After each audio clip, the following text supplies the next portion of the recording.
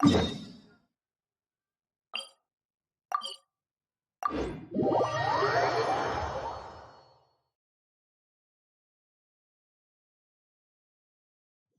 didn't miss the Sumeru's festival, right?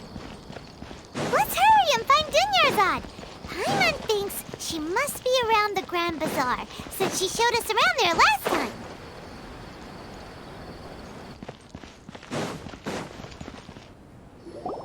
There she is! Dunyarzad, we're back! Just as promised, Traveler and Paimon. I'm so glad that you two came back to celebrate Lesser Lord Kusanali's birthday. Indeed. The festival's tomorrow. We've been preparing for so long that I can't help but feel a little nervous. There's no need to be nervous. Paimon's sure that Lesser Lord Kusanali will feel everyone's gratitude. Thanks, Paimon. I hope that everyone who comes to the festival will also have a good time. Speaking of which, did you manage to make your way to Port Ormos? Discover anything over there? Of course we went. A lot of things happened there. I see. Sounds like you two had another exciting adventure. If there is another chance, I would love to join. My lady, if you went to Port Ormos in your current state, we'd both be in for a lifetime of trouble. Dia! You were eavesdropping! It's called covert protection. Keeping an ear out for what's going on around my employer is part of the job. It's all right, Dia. I merely said I would like to go. I know better than to think my body could handle it. The festival's tomorrow. I've been doing nothing but causing trouble for you. So, Dia, please take some time to relax. I'll be fine. Even when you put it that way, it still doesn't feel right. Don't worry, my guardian knight. Okay, fine, but only tonight. Tomorrow's a big day, and many no-good scumbags are gonna try to take advantage of that. Oh, you two must be exhausted from your long journey back to the city. My apologies for not realizing this sooner. I've already prepared a room for you to rest. Please follow me. Whoa, you're so thoughtful. Paimon's so ready.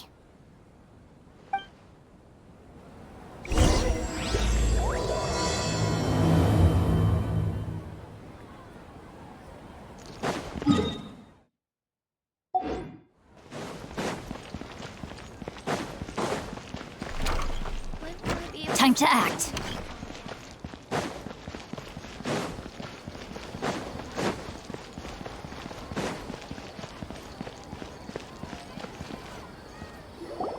Here we are. It's also fairly close to where I've been staying. It looks really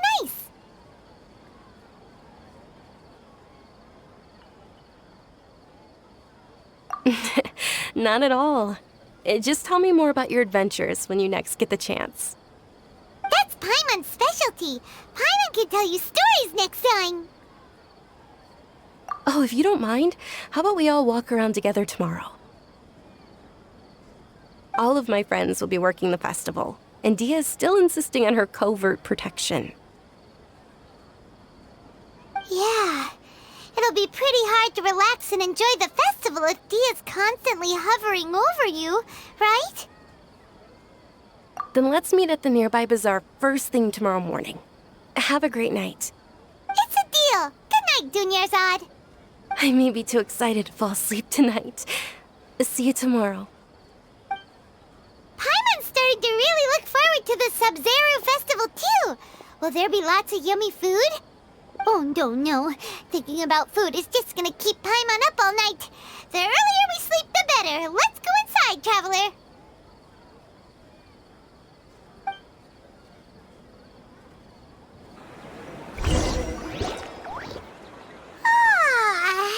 Did we oversleep? We should go meet Dunyarzad right away. Body and mind.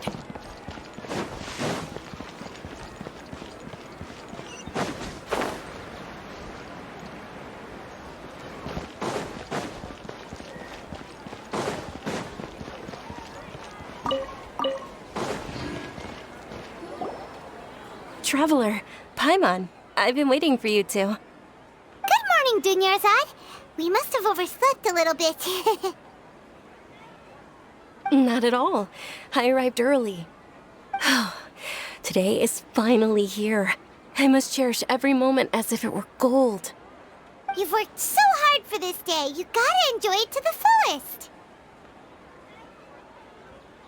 fullest. You know it.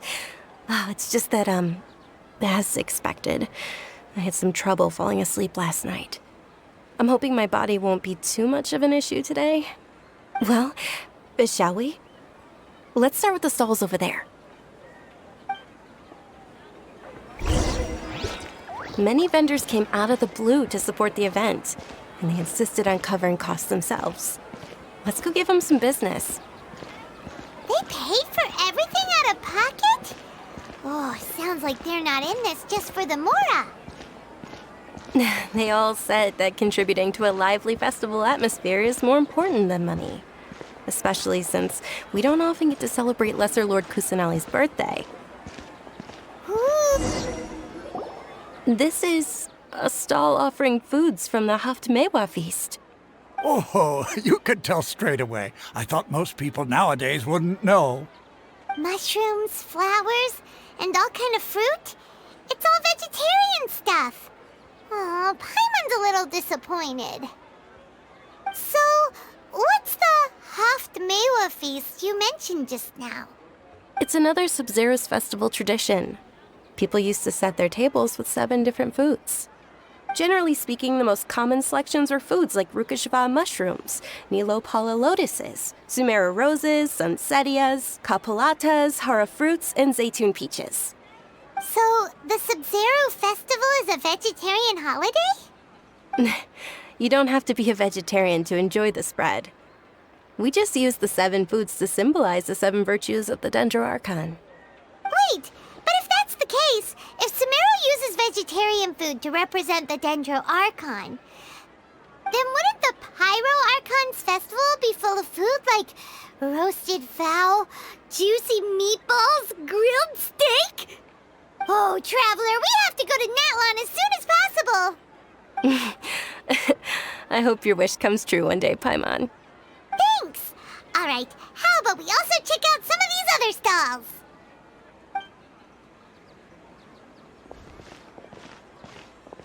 Dear customers, would you like to try your hand at alchemical divination? What's alchemical divination? Those two things sound like they'd be fun to try together. Right? I thought the same when I first heard about it. It is said to be a mysterious craft invented by none other than Lesser Lord Kusanali herself. So, how does it work? It's quite simple. After you give me any 2 alchemical reagents, I'll use them to perform a random transmutation. Sure sounds random. So random that it will probably fail. That is precisely what we need. After the transmutation fails, your one and only diviner here will interpret the remnants. Well, according to Lesser Lord Kusanali, everything is interconnected, and all that occurs can be traced back to fate. You could say this is a pearl of old wisdom. Why does everything sound so much more credible when Dunyarzad says it? Are you guys working together? So that's the true wisdom behind it. This young lady sure knows her stuff. So, how about it? Want to give it a try?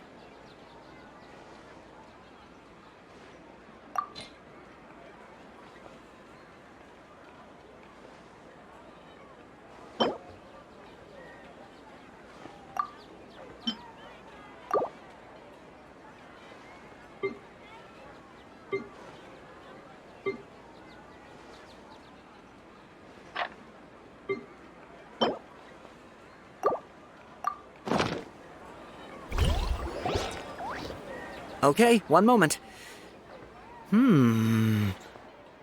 It's the moon.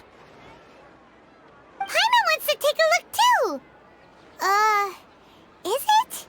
It looks more like a pie that Paimon bit into. Generally speaking, the moon signifies... It means... Wait a moment. Is he really looking it up in a book? Oh, I remember now. It means illusions and lies. Illusions and lies? That sounds rather ominous. Yes, but this book says that if you trust your intuition and overcome your fears, the sun will surely rise. He's not even trying to hide his book anymore. Naturally, fate will only ever show you the beginning of a journey. It is up to you to forge your own ending. Oh, thank you so much. I'll keep that in mind. Oh, it's nothing. I'm just learning as I go. Guess that was still pretty interesting. Okay, on to the next stall. They say the Sub-Zero's festival was very lively a long, long time ago. Large flower carriages used to parade through the city.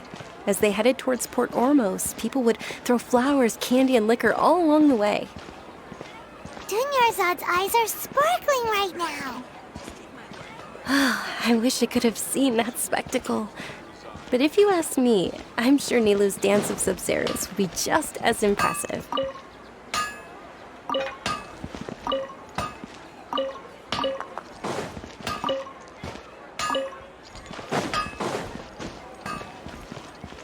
Time to act.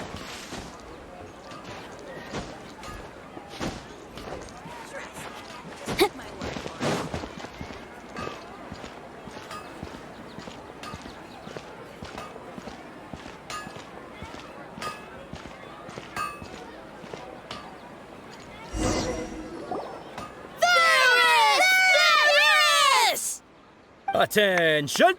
Soldiers, fall into formation if you want any Yalda candies.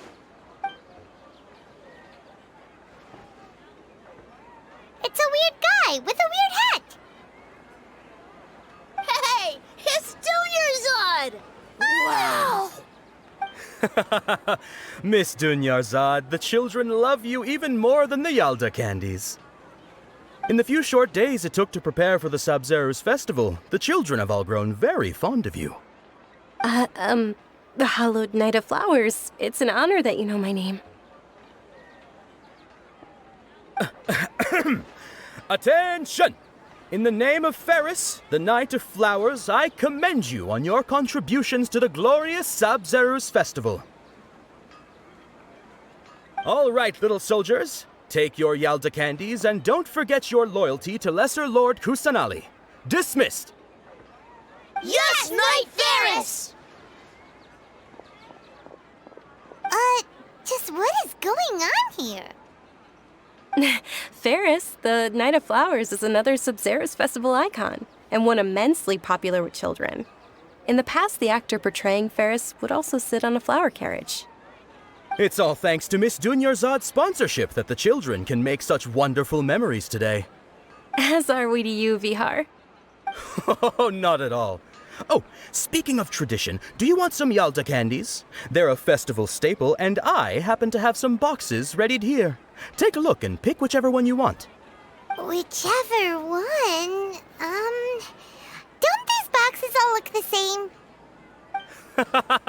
That is the fun part. Each box contains a random flavor. It's up to the luck of the draw. Flavors include lavender melon, hara fruit, sunsetia. Ooh, those all sound pretty good. And there's also lizard tail and oni kabuto. Huh? What's up with those two flavors? Oni Kabuto is a little spicier than Lizard Tail. Dunyarzad, you tried them before? Traveler, help Paimon pick one. Paimon wants the Sunsetia flavor. It's all right. Paimon believes in you. I also believe in your intuition. Great. These boxes of candy are numbered 1 to 5 from left to right. Which one do you want?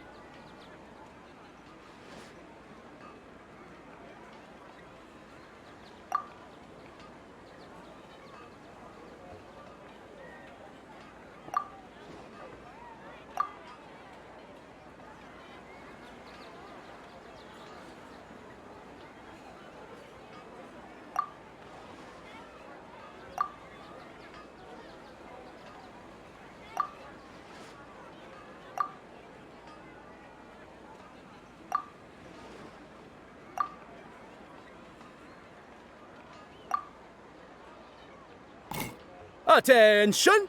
That's unfortunately Lizard Tail. Oh, Paimon thought you survived so many epic battles because you had incredible luck. But looks like Paimon was wrong. The Sunsetia-flavored candy was in box number 4. How about this? The most important thing is that everyone has a good time at the festival. So please, take both boxes. Really? Thanks a lot, Knight of Candies. It's Night of Flowers, not Night of Candies. Paimon really wilted the carriageless Night of Flowers. They all basically sound the same. We got our candy, so let's keep going. Oh, actually, I just remembered that I left something behind. Since you're here, can you come with me to get it? Dunyarzad, you probably forgot because you're so excited about the Sub-Zero's festival. How embarrassing.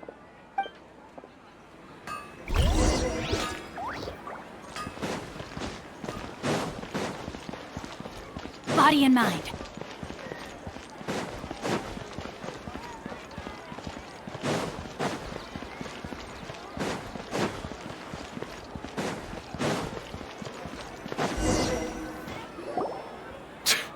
We're too late.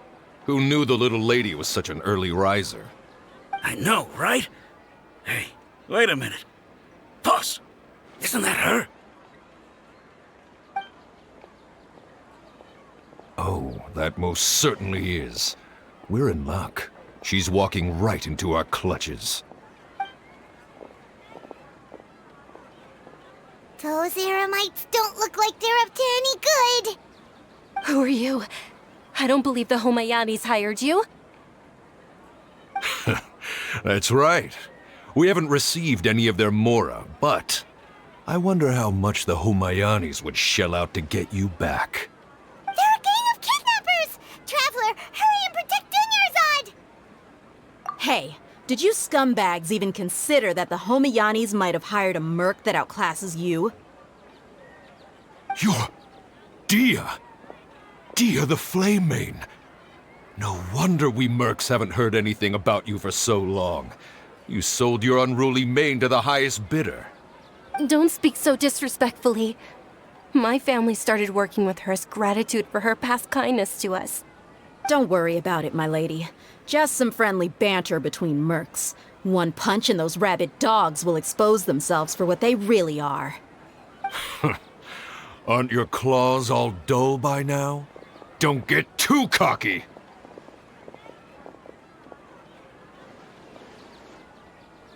Traveler, take Miss Dunyarzad to a safe location. No, we're gonna stay and help. There's too many of them. You're right. All right, fine. Please be careful, Dia. Don't waste your time worrying about me. This is my job. Look out for yourself. After I've wiped the floor with them, I'll go find you all.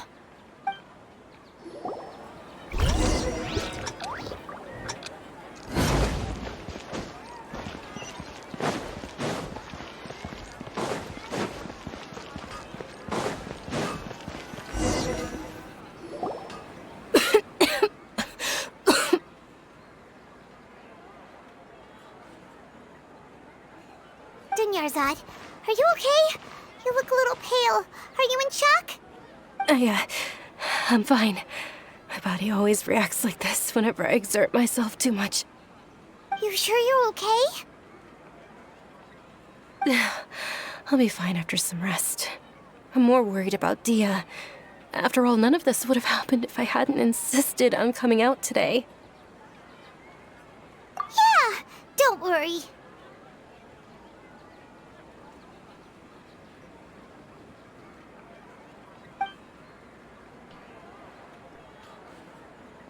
My lady, Traveler, found ya. Dia! You took care of them so fast! Any more of them?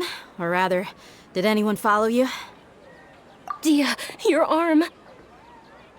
Oh, this? I'm fine. It's just a scratch. Normally, they wouldn't have been able to land a hit on me at all, but I'm still getting used to this new greatsword. Please, let me take a closer look. come on, it's nothing. Us mercs aren't as fragile as you think. Hold on, you said something about a new greatsword. What happened to the one you were using before? About that. Well, I sold it, because I was low on Mora. Stuff like this happens every now and then. It can't be. The anonymous donation that was used for the venue's final round of preparations?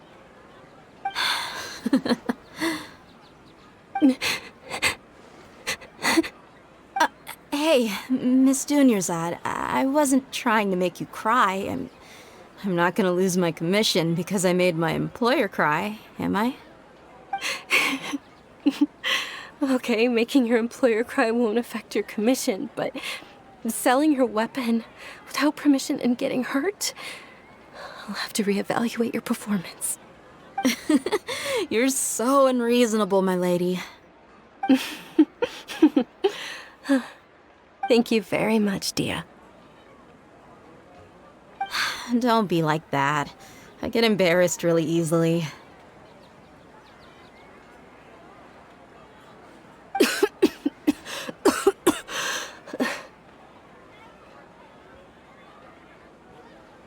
Are you feeling unwell again, Dunyarzad? My lady, your condition. Traveler, can you take her somewhere to rest? I'll look around the area to make sure we're safe from an ambush. Truly, I'm sorry for the trouble, everyone.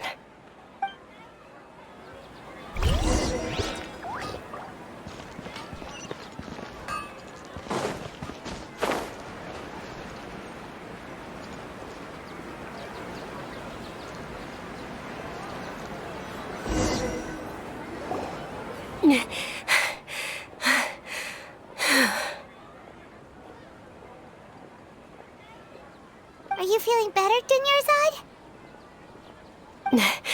Yes, much better. Just give me a few moments and I'll be good to go. I didn't realize you were concerned about it. I guess I shouldn't continue to keep it a secret. I was actually born with Elazar. It's terminal now. Can't believe it's Elazar. Oh, you've already heard of Elazar. In that case, you probably know about its severity. Sumeru's current medical advancements still haven't been able to find a cure. The disease's progression can only be delayed through environmental therapy. Dunyarzad. There's no need to be sad. I've always lived with Elazar and I came to terms with it a long time ago. Compared to the simple fact that I'm afflicted with this, its effects on my life have been much more painful. I know that my family loves me dearly.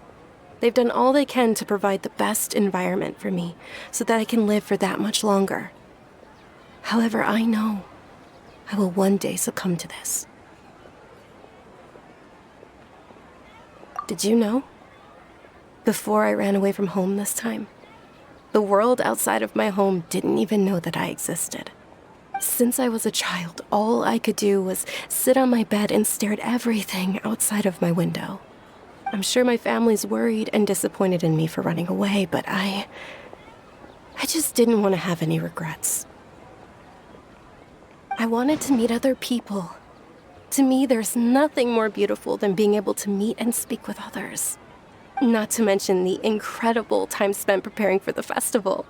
The joy on everyone's faces here, and all the support I've received from friends like Dia.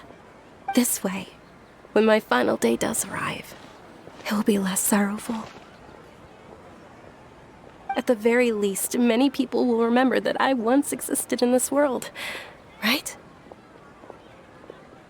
As long as you don't forget Paimon, Paimon also won't forget about you. No, even if you forget Paimon, Paimon will still remember you.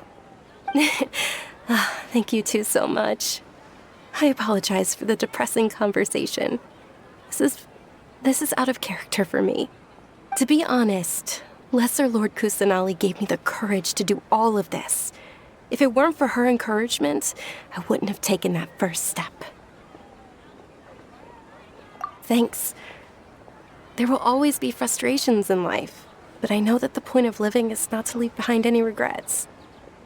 Oh, right. Isn't it almost time? Huh? Almost time for what? Isn't the Dance of Sub-Zeros about to begin? It's the part of the festival that I've been looking forward to the most. Nilou will recreate that legendary scene with her most splendid dancing. And the Sub-Zeros festival will conclude amid everyone's applause and blessings. And with that, my wish will also... Then what are we waiting for? Let's go to the stage! Yeah, we should still make it in time.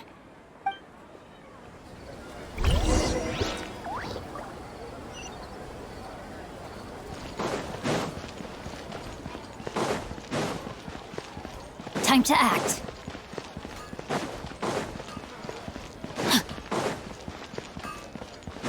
Time to act.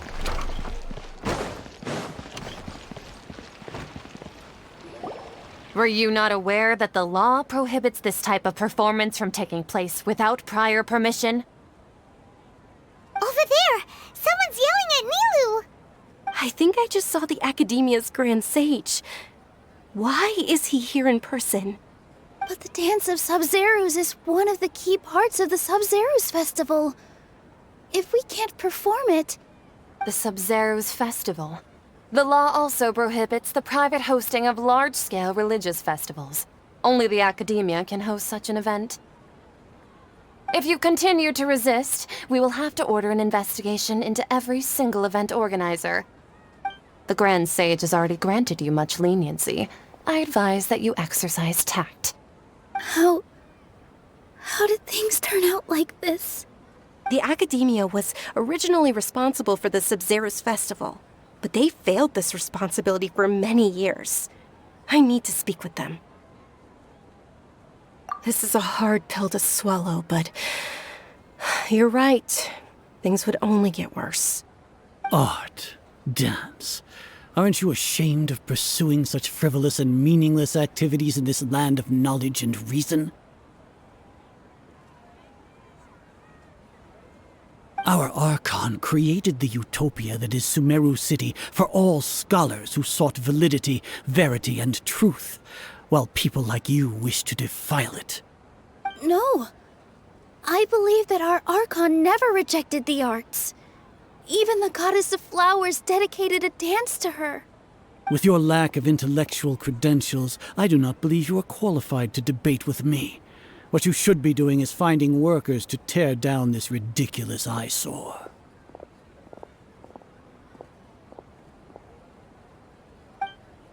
When we return, have the scribe draft an ordinance before the next Nyagarbha Day that prohibits public art performances. We will announce it to the public later via the Akasha. Understood. I will inform him when I return.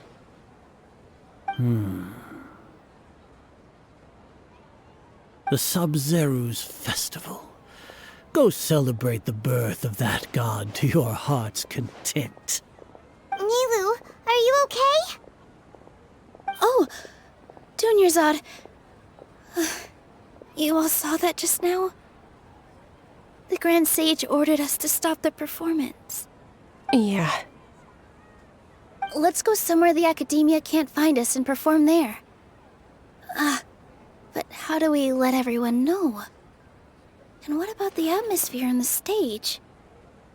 Or we could get people to block them off so they can't interrupt the performance. No. They just threatened to investigate the organizers. If we were caught... Nilou, it's all right. Don't worry about it. But you've been looking forward to the Dance of Sub-Zeros so much. And I know how important this festival is to you. I don't want you to have any regrets. It's okay. Seeing you care this much about my feelings is more than enough. It would be too risky to continue the Sub-Zeros festival at this point. I don't want to get everyone in trouble. If you say so. But you can sneak out for the next Sub-Zeros festival, right? We'll make sure the next one is a smashing success. The next one. Yes. Okay. It's a promise. It will be a smashing success. can't believe this is how things turned out. Those heartless geezers. It really is okay. There's nothing we can do about it. Still, I'd be lying if I said I had no regrets. I would have loved to see Milu's dance.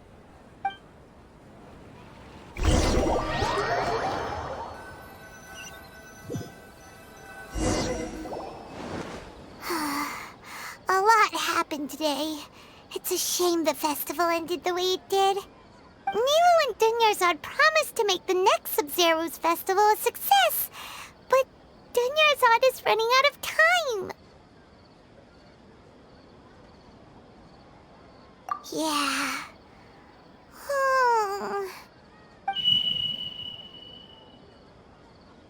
All connections have been secured to construct the most stable framework possible. The project has entered its most critical phase. Power has begun to flow from...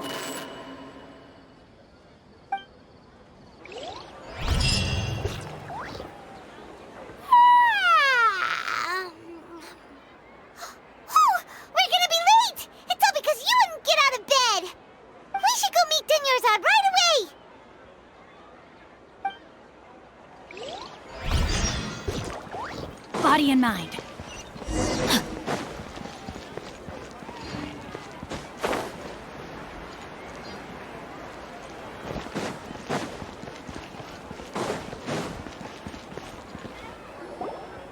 Good morning, Dunyarzad. Sorry we're late. Not at all. I arrived early.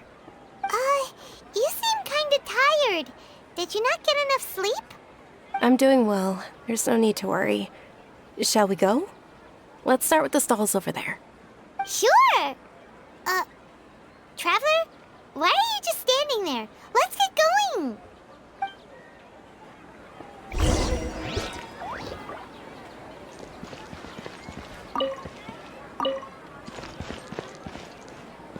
Ooh, they're selling food over that way! Let's go take a look!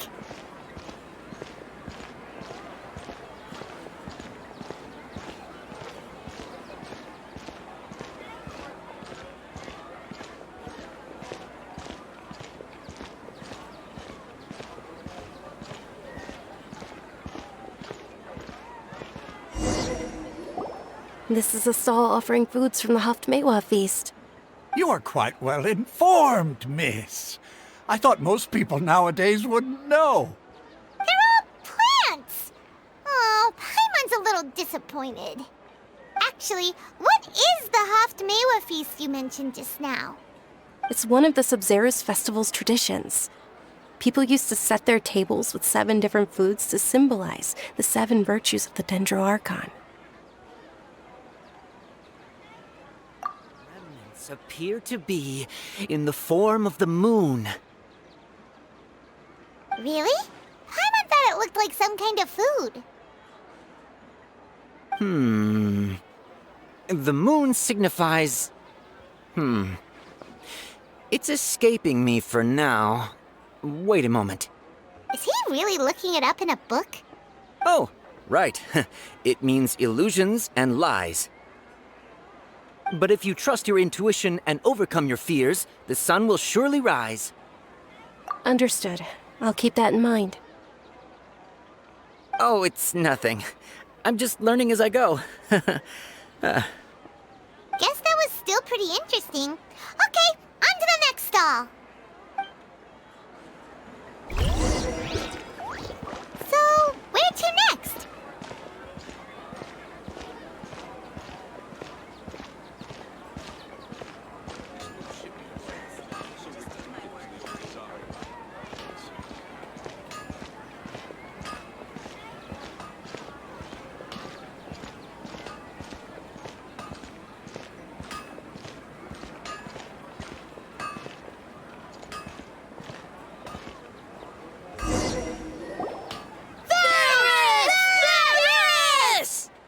All right, soldiers. Now that you have your Yalda candies, don't forget your loyalty to Lesser Lord Kusanali.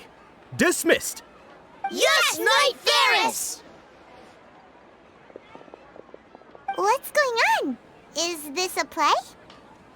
Ferris, the Night of Flowers, is another Sabzeruz festival icon and one immensely popular with children. It's all thanks to Miss Dunyarzad's sponsorship that the children can meet the Night of Flowers. Oh, do you want some Yalda candies? I happen to have some boxes readied here.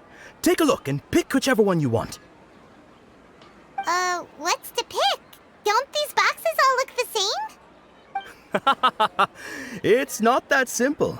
Each box contains a random flavor. It's up to the luck of the draw.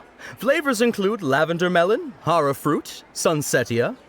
Ooh, how interesting. And there's also lizard tail and oni kabuto. Ugh, why do those flavors even exist? Traveler, help Paimon pick one.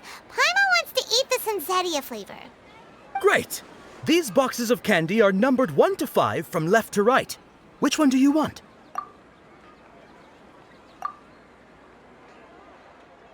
Ah, excellently chosen. Number 4 is indeed sunsetia. Ha-ha! Paimon bet you had incredible luck, and Paimon was right!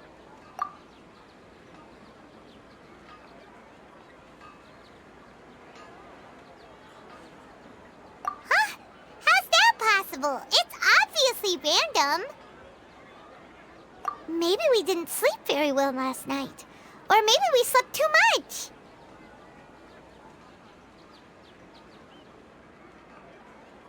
Oh, sure. Huh?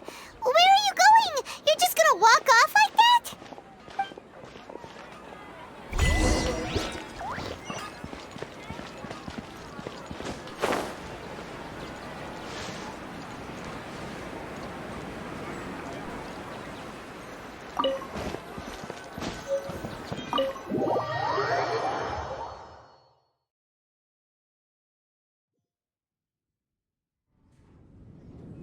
A feeling of deja vu?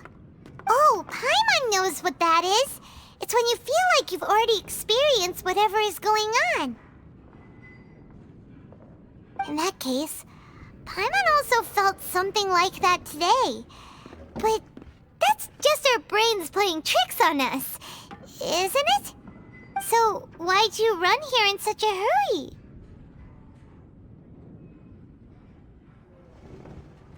So that's it! You're intentionally doing things you usually wouldn't and seeing if you still get that same feeling of deja vu. Welcome, you two. Are you here for lunch? What would you like to eat? Got it. You don't look like you're from these parts, but I gotta say, you've got good taste. I'll give this order to the kitchen. Charcoal-baked Angelina cake? Isn't it that burned thing that didn't look tasty at all? Oh, Paimon understands what you're trying to do now. You'd never normally order something like this.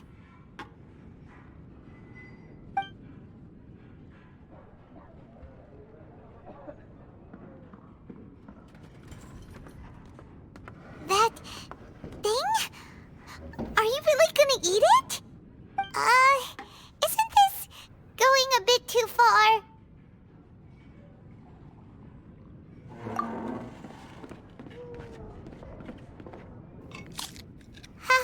How was it? The look on your face is telling Paimon that it tasted awful. Then, you mean...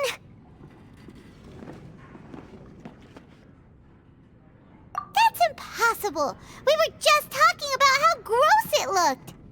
So, would this be a case of taste bud deja vu?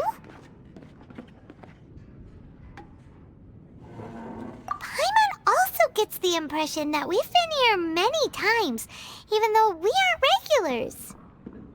How about we go out again and try something else?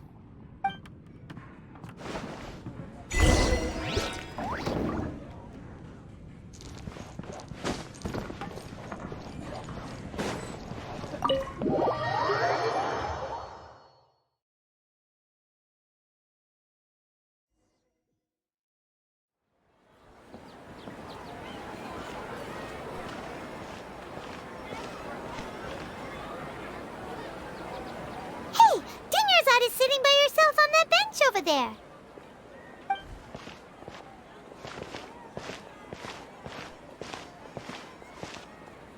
What a coincidence, Dunyarzad. We meet again. Why are you sitting here all by yourself? Oh, I ran into some kidnappers just now, but thankfully Dia came to my rescue. I started to feel unwell after that, so I sat down here. Kidnappers? Oh my goodness, are you hurt? I'm okay. Dia's arm got scratched, but it isn't serious.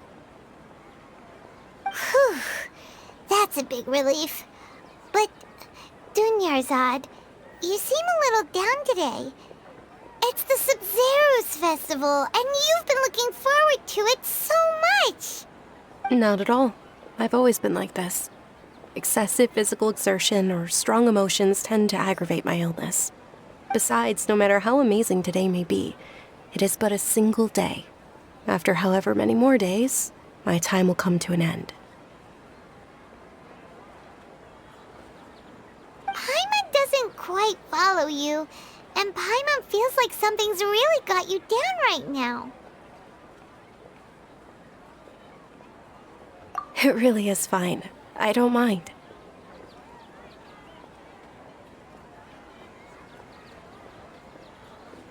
Huh? Did something happen? Dunyarzad, have you ever felt deja vu? You know, like when you've already experienced something that's happening right now? Deja vu? No. But my days have been the same for years now. Even if I were feeling deja vu, I suppose I would already be used to it. Oh, Paimon sees. Then, is it only the two of us? It's almost time. Huh? Time for what?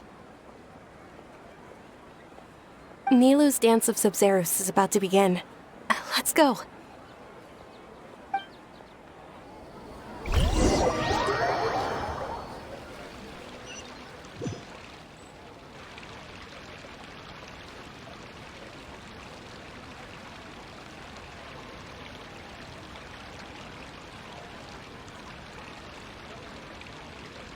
With your lack of intellectual credentials, I do not believe you are qualified to debate with me. What you should be doing is finding workers to tear down this ridiculous eyesore. When we return, have the scribe draft an ordinance before the next Nyagarbaha Day that prohibits public art performances. We will publicly announce it later through the Akasha. Understood. I will inform him when I return. The Sub-Zero's festival. Go celebrate the birth of that god to your heart's content.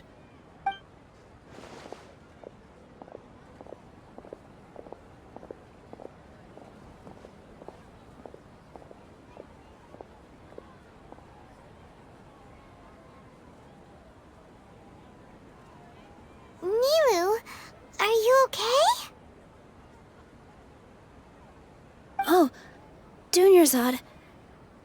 The Grand Sage ordered us to stop the performance. It's okay. There's nothing we can do about it. But you've been really looking forward to this. I don't want you to have any regrets. It truly is unfortunate, but I don't want to cause trouble for anyone. Didn't the Grand Sage say that he might investigate the organizers? True, but... well, okay. I'll just have to try again next year. The next festival. I probably won't be around by then. Wait, what did you just say? No, nothing. I'll be heading back to rest. Thank you for your help, everyone. Paimon can't believe what those heartless geezers did!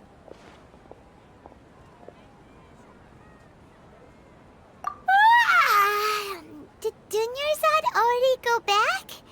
We should also return and get some sleep.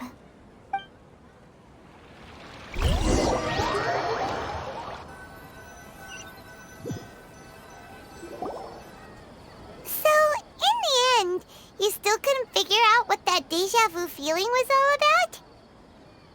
Maybe it really was because of exhaustion. keeping me here. That's why Paimon stopped thinking about it halfway through the day. Then, how about we settle in and get a good night's sleep? For now, we can chalk things up to exhaustion. We can do more thinking tomorrow. Observing a modest drop in the output of jnana energy, but values still remain within normal parameters. Continue to monitor the variances in the data and find the cause as soon as possible.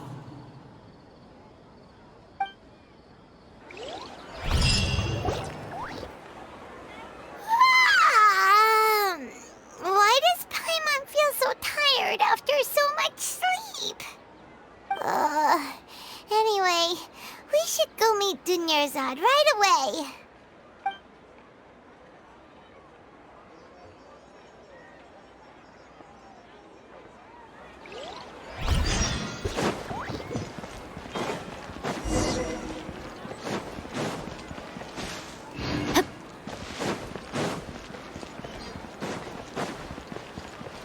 Time to act. Good morning, Dunyarzad. Sorry to keep you waiting. Not at all. I arrived early. Huh? Paimon thinks you sound kinda tired. Did you not get enough sleep? I'm doing well. There's no need to worry. Shall we go? Let's start with the stalls over there. Great idea! Let's get going! Traveler? Hey.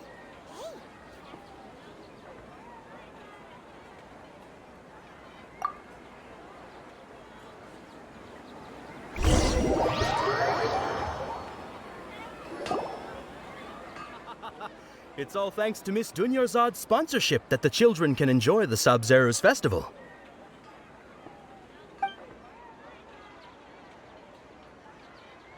Oh, are you interested in Yalda candies? I have some boxes of candy here. Pick whichever one you want.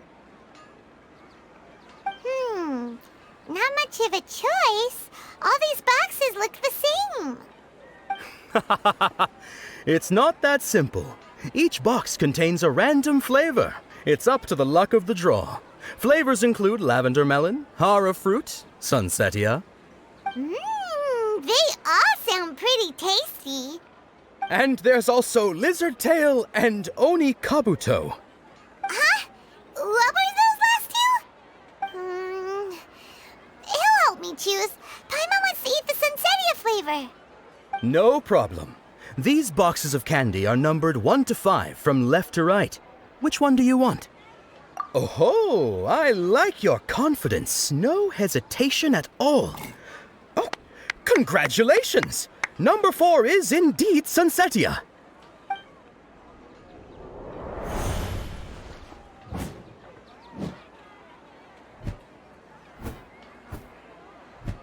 Ha! Paimon knew he always had incredible luck.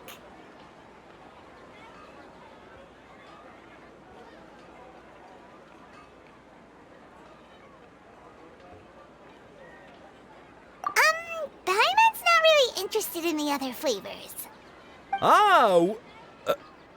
Wait. How did you know? Don't tell me that you already knew which flavor was in each box. What?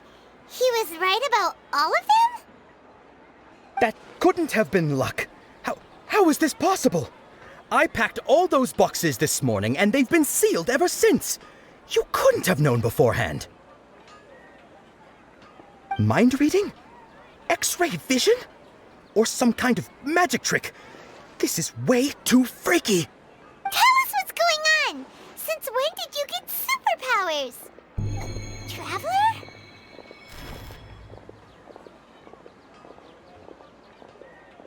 Hey, where are you going?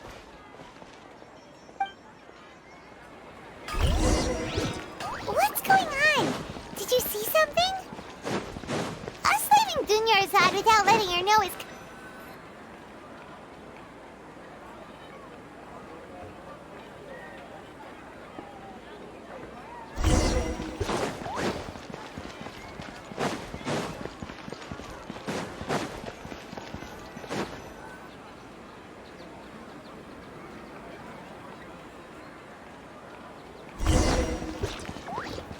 body and mind.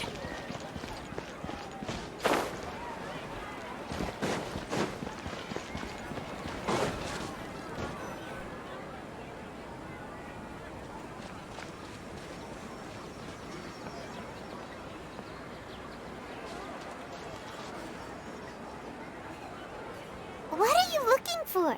Why did we come here?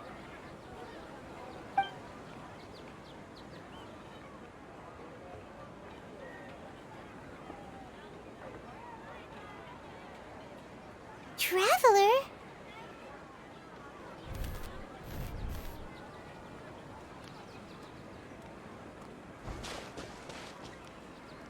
That's...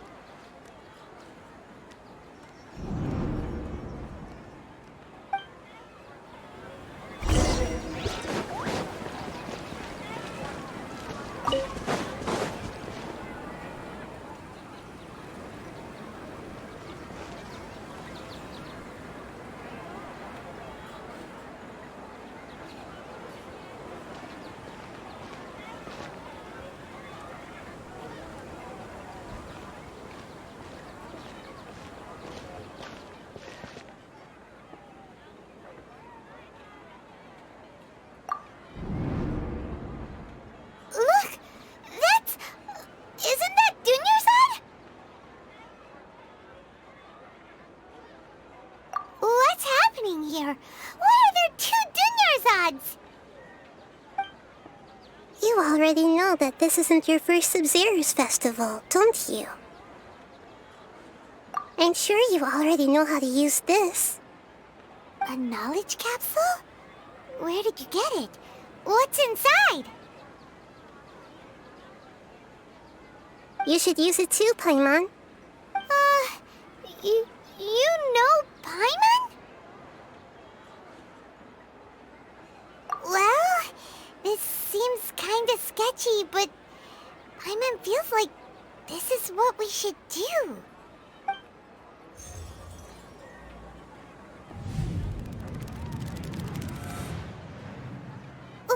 What the?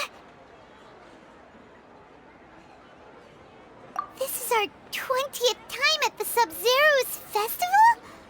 Huh? No. The 30th? 40th? Just how many times have we been to the Sub-Zero's festival? Have we been trapped in a single day? If it weren't for you, we wouldn't have even realized. What the heck was inside that knowledge capsule? Your memories are still scrambled? Try your best to remember. This isn't the first time we've met, and I answered that question a long time ago. Let Paimon think. Oh, it's coming back. Meeting you was the real catalyst for restoring our memories, and the knowledge capsule was just your means of showing our minds the way. What about everyone else? Why are you only helping the two of us? Your sense of deja vu is stronger than everyone else's, yes?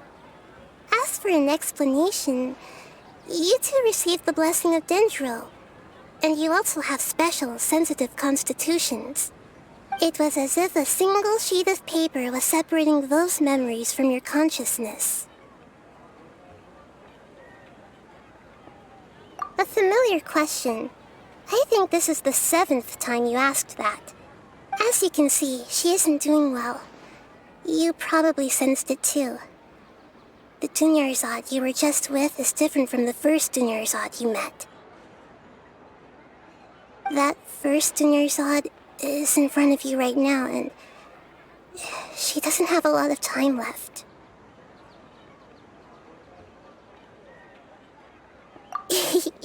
Looks like you're almost done sorting out your brain. Oh yeah, I'm Nahida.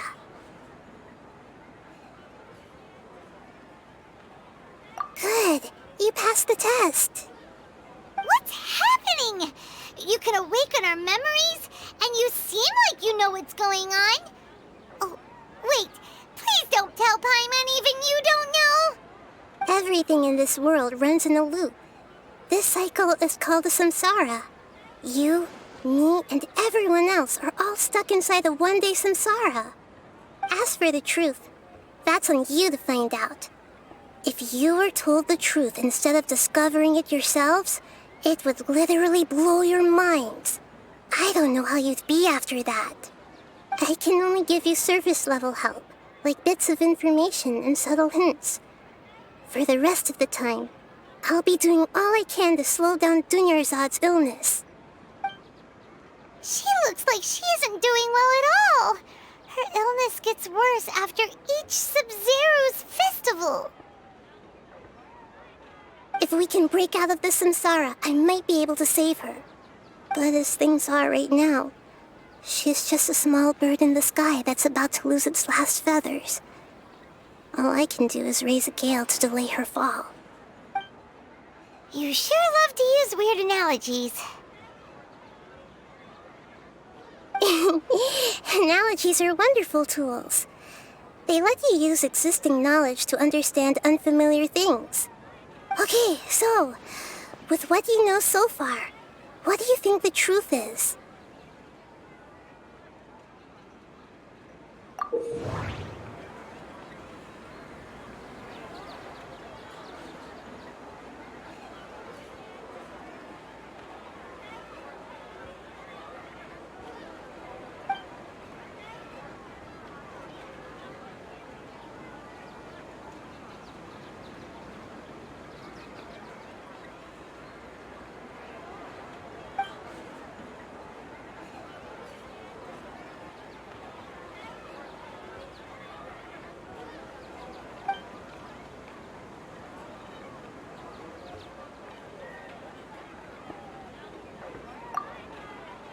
We've already experienced the Sub-Zeru's festival many times, and the day of the festival seems to be in a perpetual samsara.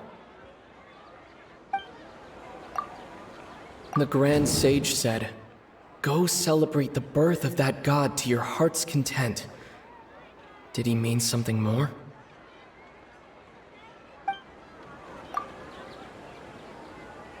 The moon, illusions, and lies. What do they all mean?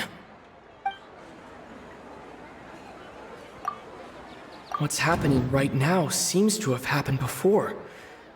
This feeling has been getting stronger and stronger. What's happening right now seems to have happened before. My mind feels exhausted, even though I haven't done too much thinking. What is going on?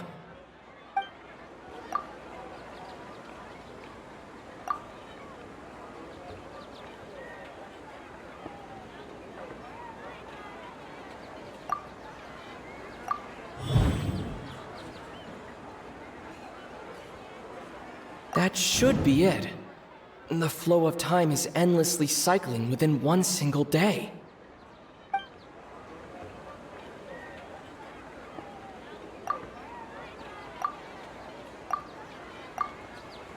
A time loop.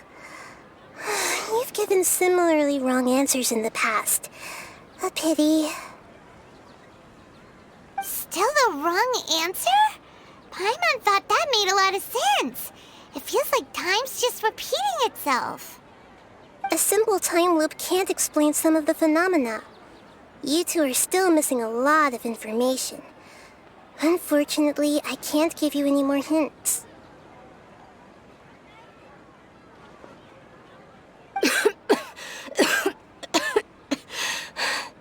Dunyarzad. The Sub-Zeru's festival is happening every day, but that doesn't mean we can waste an infinite amount of them. Hurry and find the truth before today's festival ends.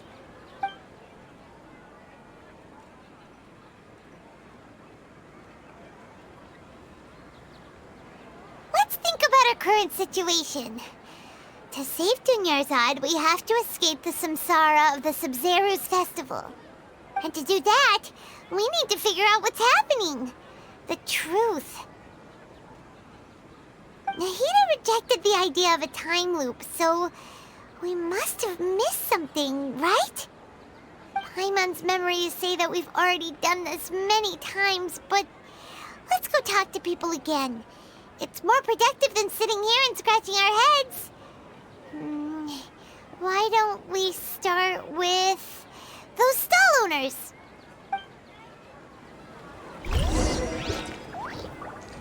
Time to act.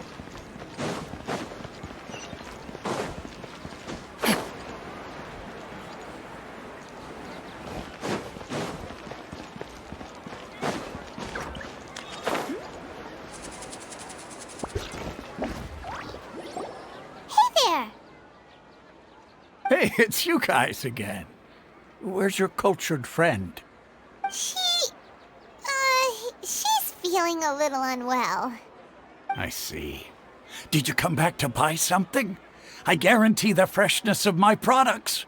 I harvested them from the forest just yesterday. Huh? What brought this about? I hurried back from the forest yesterday, and I'm selling produce here today. I haven't felt anything strange. To put it another way, if you really think about it, was yesterday truly yesterday? Did you actually come back from the forest yesterday? What kind of philosophical nonsense is this? Are you two daydreaming? Didn't you know that no one dreams in Sumeru? Go somewhere else if you want to find someone to daydream with.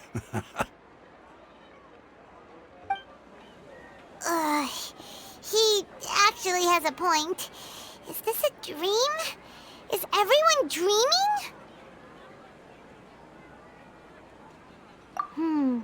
True. It's so weird that people here don't dream. Why is that? Anyway, if this all really were just a dream, we would have woken up a long time ago. Let's keep asking around.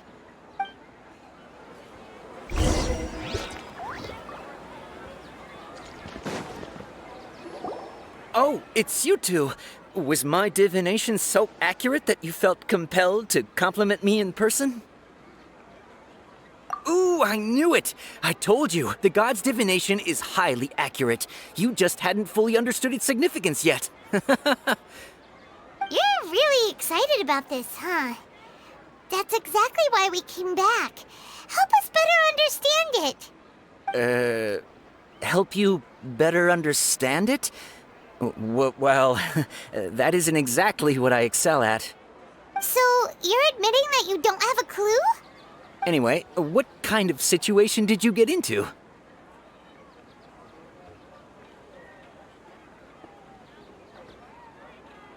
Huh? Hold on a second. I thought you guys just lost your wallet or fell for a scam. What you just said, are you serious? Does that kind of thing actually happen in real life? Paimon knew you weren't going to believe it. Marvelous. Truly marvelous. I believe you. Recall the interpretation of your divination.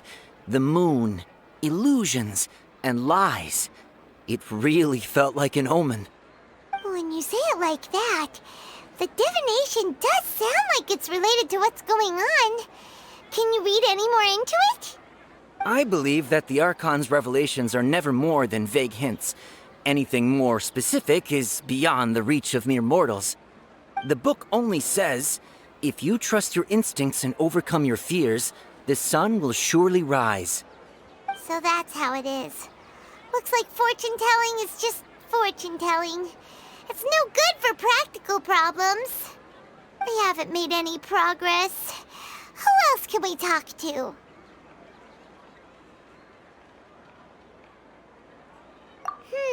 Paimon remembers that we tried talking to her a couple of times, but she always thinks we're playing pranks on her. You think she'll brush us off again?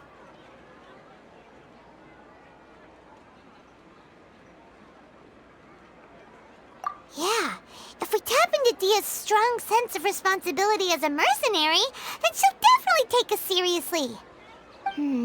At this time of day, Dia's probably just finished beating up those kidnappers. Let's go find her. Body and mind.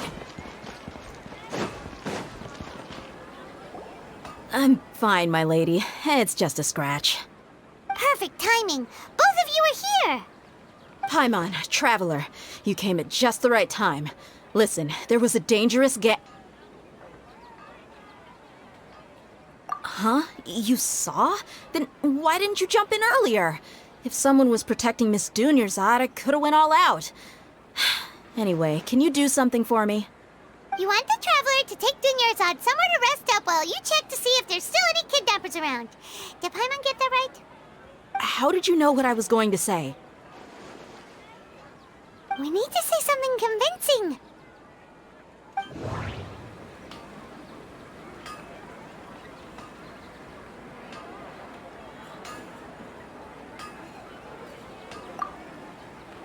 Dia sold her greatsword to raise additional funds, and then she was injured because she wasn't used to her new weapon.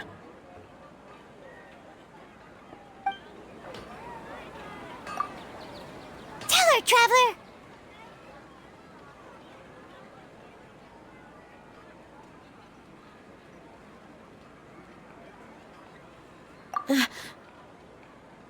I didn't tell anyone about that. Including Miss Dunyarzad. You couldn't have known. And just now, you literally took the words right out of my mouth. What's going on? All right, so this is the situation.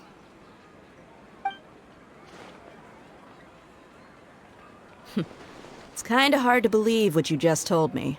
First, let me make something clear. Most of us desert dwellers might not be the scholarly type, but we do have basic common sense. She's quieter than usual, uninterested in anything, and really gloomy.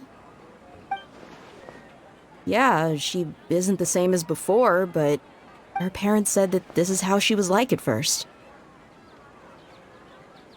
Huh? At first?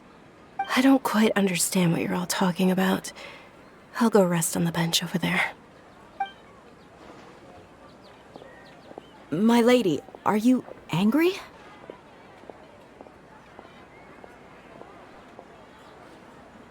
All right, I'll give you the benefit of the doubt since you knew about my greatsword. Let's make this a quick trip. Miss Dunyarzad isn't completely safe here.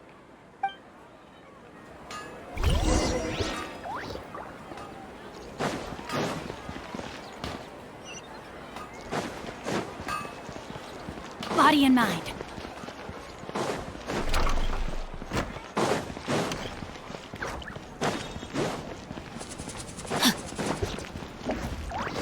Body and mind.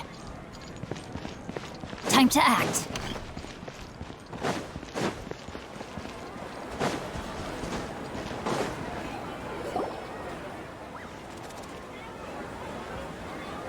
Nahida, we brought a friend. Are you busy? I thought I told you that it won't help to bring anyone here. We just wanted her to see the real Dunyarzad's condition. The real Dunyarzad? Where and who are you talking to? Huh? I told you that you two are special. Other people can't see me or Miss Dunyarzad here.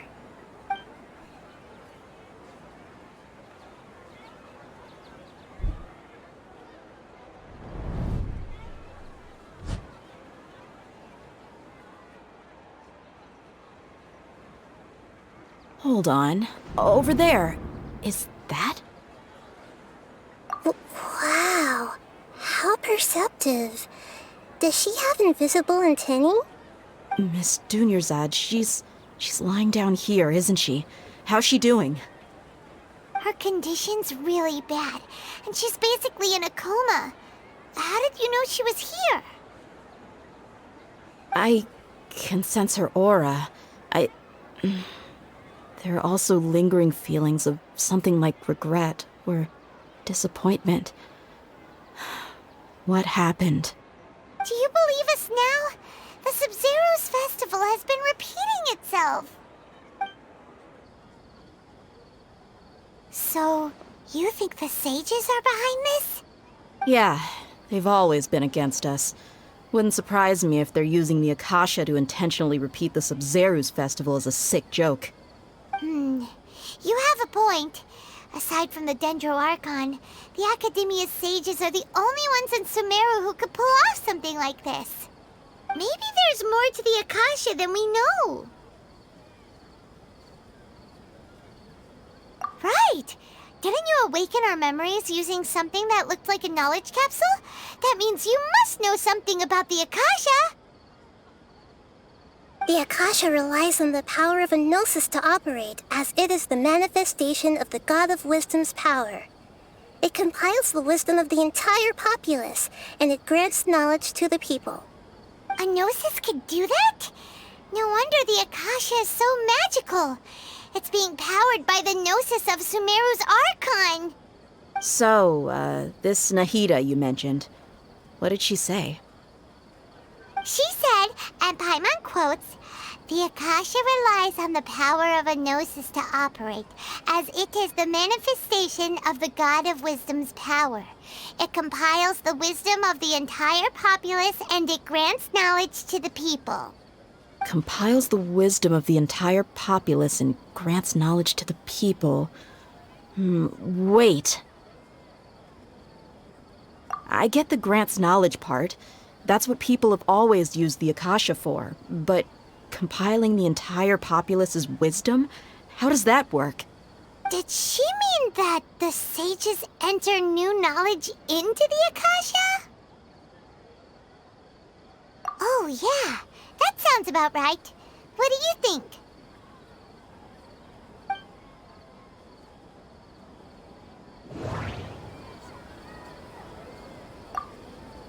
My mind feels exhausted, even though I haven't done too much thinking. What is going on?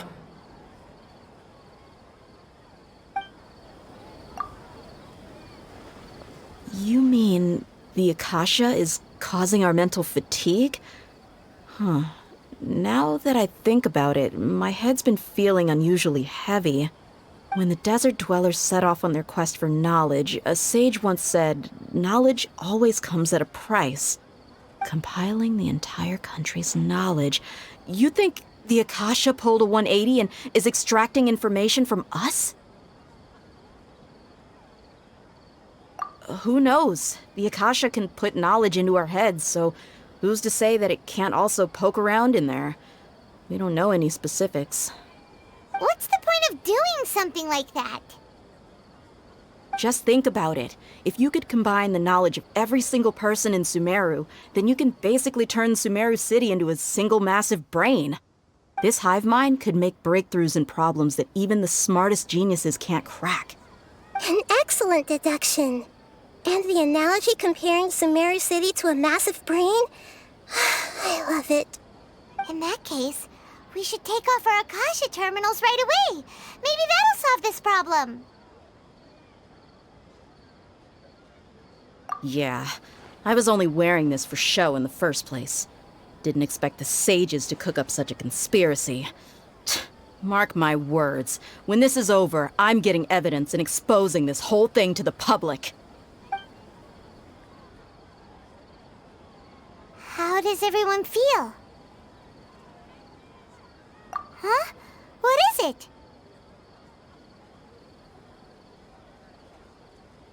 Oh, that!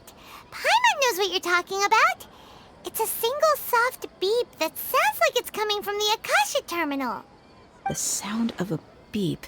Could it be a prompt tone for when the Akasha is operating?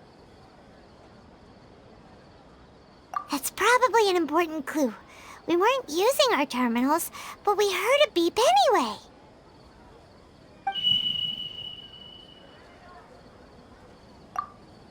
Traveler, did you hear that? I heard it too. Our ears aren't messing with us. There was definitely a beep, but it sounded like it was coming from inside my head. We took off our Akasha terminals.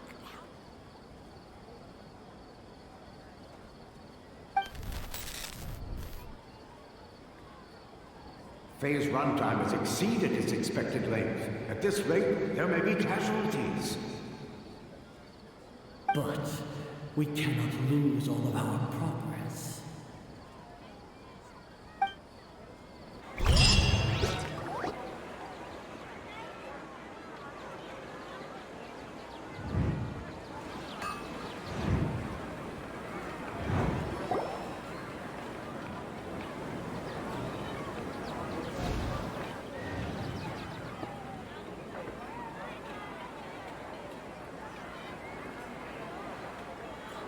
Paimon remembers everything! Good. You adapted quickly this time. We definitely took off our Akasha terminals last night, but we still heard that beep. Why is that?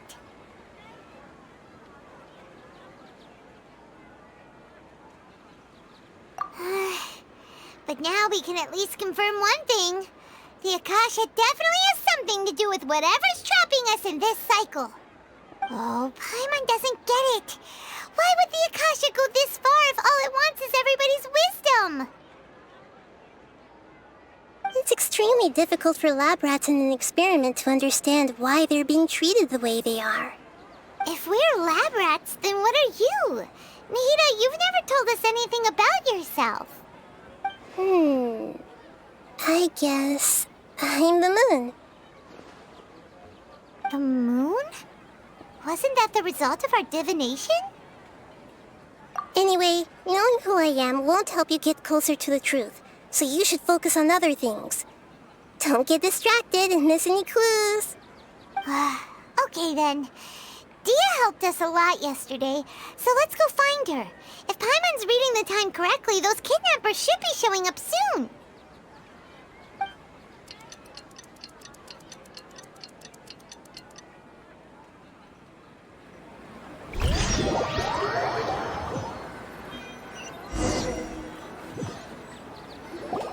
Ah, there you are. I've already taken care of those kidnappers. My lady, did you get hurt? Huh? Dia? What's wrong? Why are you both gawking at me like that? You didn't get hurt this time. Huh? What do you mean this time? Why are you so surprised that I managed to get out unscathed? Those kids were amateurs.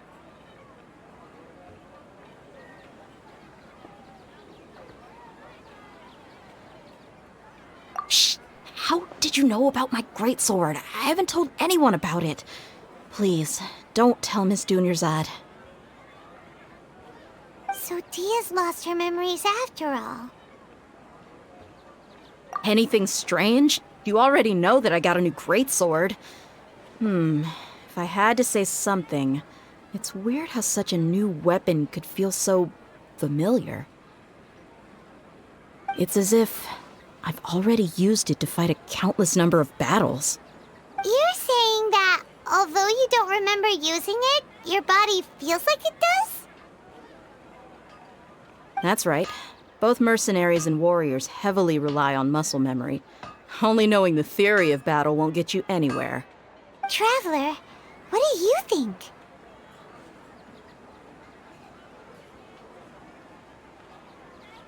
Yeah, Paimon's feeling really hopeful. Oh, you're right! Earlier in the Samsara, something like this would have never happened. I have no clue what you two are talking about, but it's still dangerous here, so... So you want us to take Dunyarzad somewhere else to rest while you check if there are still more kidnappers around, right? How did you know what I was gonna say? Can you read minds? Forget it. Go and do your thing.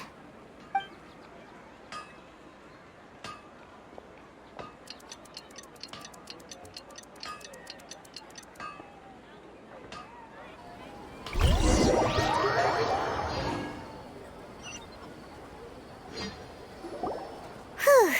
It's finally nighttime. Aside from Dia not getting injured, everything seems to have stayed the same. Listen, Nahida, we found out that Dia got out just fine today, even though she got injured every other time she fought the kidnappers. Do you think the Samsara has been broken? Have we saved Dunyarzad? Really? Good job on all that progress. Get some good sleep tonight. Hey, what kind of an answer is that? Tomorrow will come. Everyone assumes this is common knowledge, but the only way you can know that for sure is if you experience tomorrow. How many todays has it been? Is it possible that today will be followed by yesterday? Does tomorrow truly exist as anything beyond a made-up concept? It's even possible that this entire world is a lie, and the history of the whole world has just been one endless Sabzeruz festival. Okay, no more. Paimon's brain is already shut down. That's why it makes no sense to waste your energy thinking about things you will learn tomorrow. Get some good rest. You know, use the bathroom and flush your anxiety dookie away. Huh? Hold on, what did you just say? Did Paimon hear you correctly? Huh? People always say they feel a sense of relief after they take a duk-duk. That's why I suggested you could try that. Is that so strange? It's so strange and so against common sense that Paimon's at a loss for words. You were sounding kind of smart just a minute ago. Yeah, even though it's happy and lively at the Sabzeruz festival every day, it feels like it's been a long time since we've really gotten to relax. Let's go back to our room. Continue the harvest. Compared to what we stand to achieve, these sacrifices are trivial.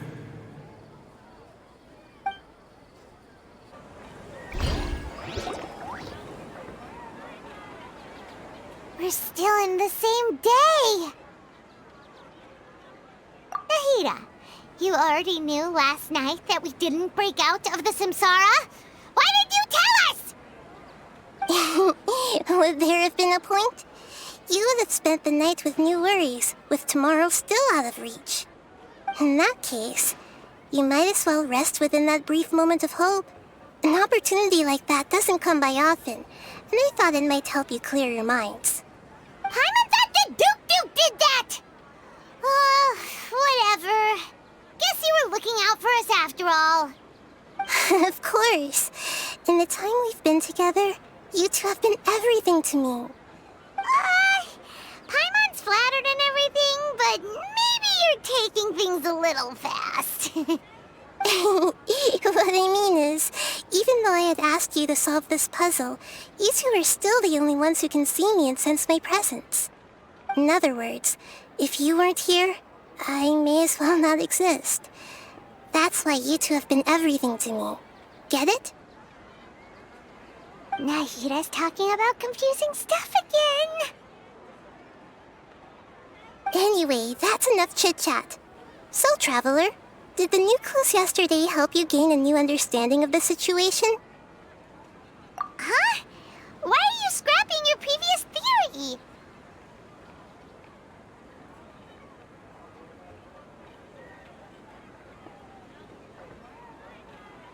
Oh, yeah! You're right! Gosh, how did we not notice that? In a simple time loop, people's physical conditions should also reset. So, what's your new hypothesis?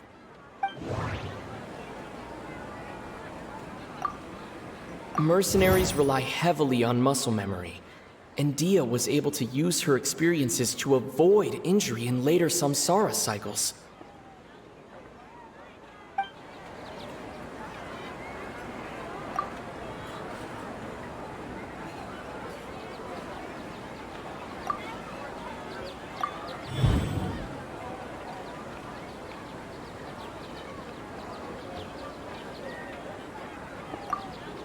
If all our memories of a day are erased at the end of that day, then we would unwittingly relive the same day again and again.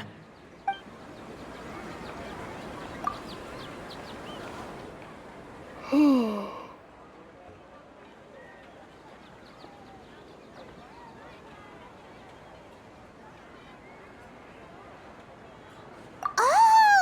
Then the beep we hear every night could just be indicating the deletion of our memories. That's why when we wake up, everyone thinks the Sabzeruz festival hasn't happened yet. It's already the next day, but everyone still thinks it's the day before. But muscle memory can't be erased. That's why Dia has been getting better at using her greatsword. Now everything makes sense. A brilliant deduction.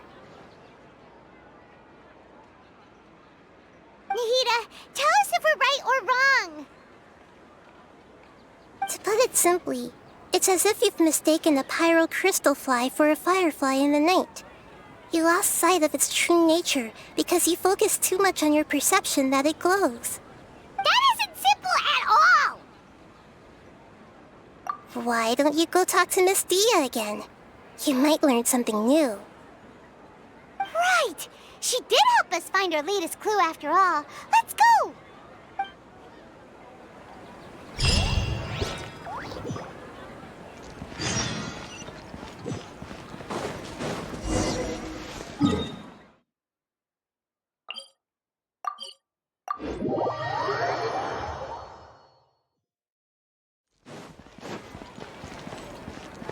Body and mind. Body and mind. There you are. Really took me a while to find you. As expected, Dia also didn't get hurt today. Get hurt? Why would I? Don't underestimate me. Well, you're still getting used to your new greatsword. Huh. Truth be told, I also think it's pretty strange. It just suddenly felt so familiar in my hands and... wait a second! How did you know I got a new greatsword to begin with? I didn't tell anyone about it. Traveler, could you explain the situation to her today? Paimon's gotten a little sick of doing it. Oh, that works.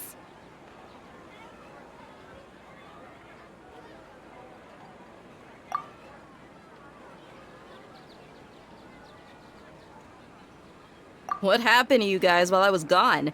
Did you get brainwashed by some cult? Don't think too hard about it. Just take what we're saying at face value. All right then, let me get this straight. You're telling me that my body's already gotten used to this greatsword, but my brain just doesn't remember it? Yes, your memory's being erased every day. Then I'd have to disagree. That's impossible. Oh? Why do you think that? If we've actually been reliving the Sub-Zeru's festival day after day, then what happened to the things we used, the money we spent, the food we ate? Common sense says my wallet should have emptied itself a long time ago. There's no way I wouldn't have noticed that.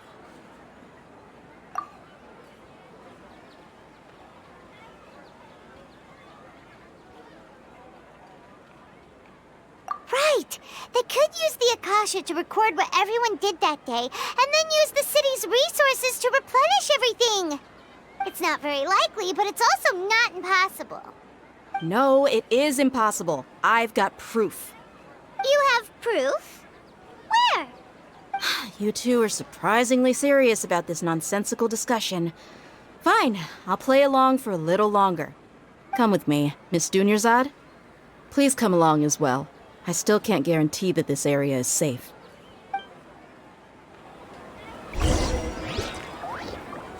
Paimon can't believe it's Dia who wants to show us some...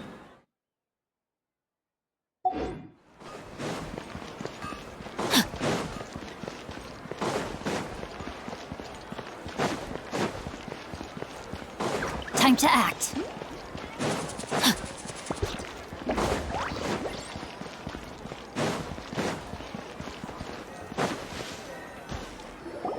This is it. Huh? This is a wooden training dummy. What about it? See those marks on the dummy? Those are the result of several days' worth of practice. Let's say the sages didn't replace it every day. Shouldn't it be hacked to pieces by now? That's true, but what if they did? Then the sages would have had to reproduce every mark I left during previous training sessions. I'm a professional fighter. My martial school has always emphasized the importance of refined control. The force, angle, and entry point of each strike is calculated and deliberate. That's why I remember every mark on the dummy, as well as my state of mind as I made each strike.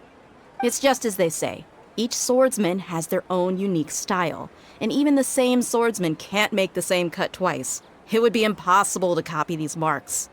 Is it really impossible? What if they used some fancy machine to carve every single mark? People often say that a camera's photo can never replace an artist's painting because the former has no spirit to it. The same thing applies here. At a mere glance, I can differentiate carved marks from the results of combat training. Whew, I hope that cleared things up for you. Hey, is this that new brain exercise game that's been super popular with the scholars lately? It's surprisingly fun. Anyway, it's getting late. I should escort Miss Dunyarzad to Nilu's stage. See you later. Well, back to square one. Is our memory deletion theory also wrong? But at least we've reached some other conclusions in the meantime. Yep, that's true. So, can we think of any new ideas right now? Strange? Paimon feels like everything's been strange lately. Huh? Leaving the city? You're right! It's really strange how we never thought of such a simple solution! Many things should become clear if we can confirm the flow of time outside of the city. Paimon can't believe it! Did we miss this because we're tunnel visioning too hard on our other theories? Or because we're just too tired? How about we go back and ask Nahida? Maybe we've forgotten something about leaving the city.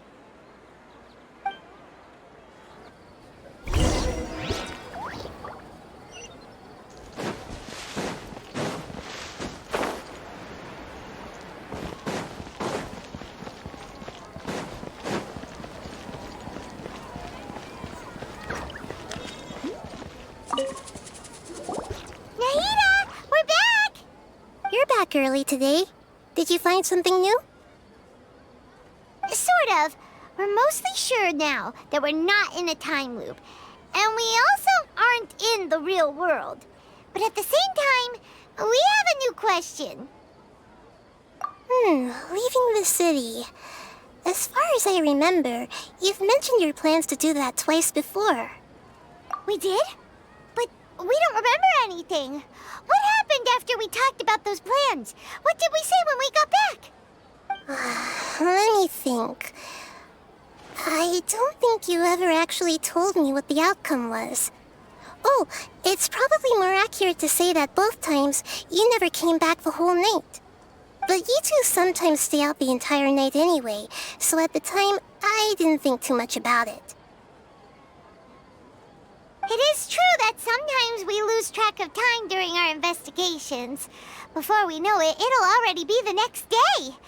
But still, neither of us remember anything about leaving town. Really?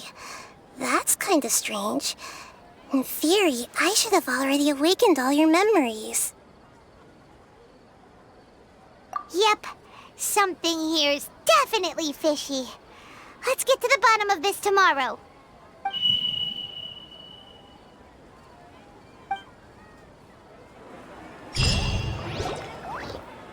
Our memories are back! About that. Well, where should Paimon begin? Traveler, aside from your memories that were just restored, I have another message for you. Listen to it and you'll understand. Can't go back. There are countless spaces here. Our Sub-Zeru's festival in Sumeru City is just one of them. Traveler, you should be missing 2 days' worth of memories. Paimon will fill you in. It's time to carry out our plan from yesterday. Okay, let's go!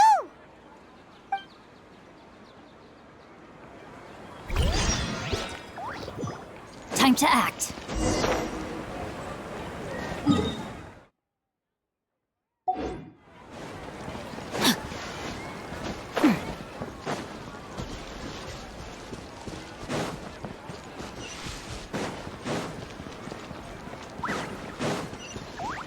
Body and mind.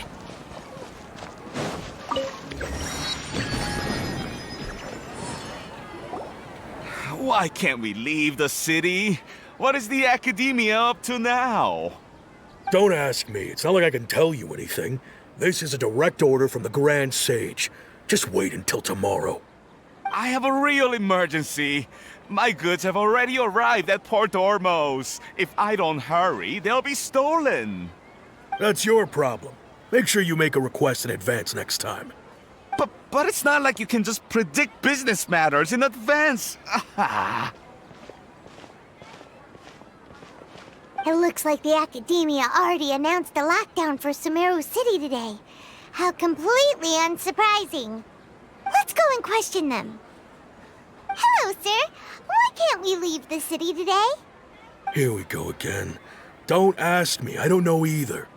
We just received an order that no one is allowed to enter or exit Sumeru today. They didn't tell us anything else. Angering me won't get you anywhere. If I had that kind of insider info, I would have left this stupid post long ago. It looks like he really doesn't know. If we can't get anything out of him, let's take matters into our own hands. Why don't we climb over the walls? Those guards can't be everywhere at once. This is a good spot, and the guard hasn't noticed us at all. Let's hurry! Huh? Why? Are you going to leave Paimon behind? But what if things get really weird out there and you get into some trouble? Then Paimon won't be able to help you. Oh, Paimon knows that Paimon can't do much, but we've always been together, haven't we?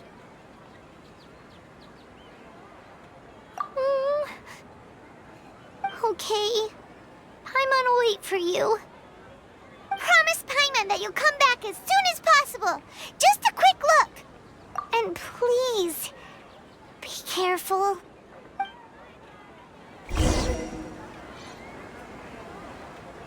Memories!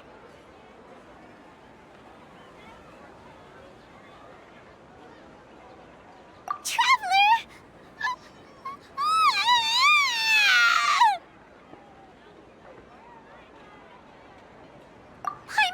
Paimon would never see you again! You just disappeared! Paimon waited for you for hours and hours at the city wall and you never came back! You promised Paimon that you were only taking a quick look!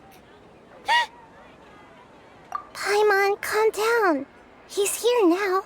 I don't think he understood what you were saying. Paimon doesn't care! Paimon wanted to go look for you, but you also said that Paimon should stay! Paimon was so worried and so scared the entire day!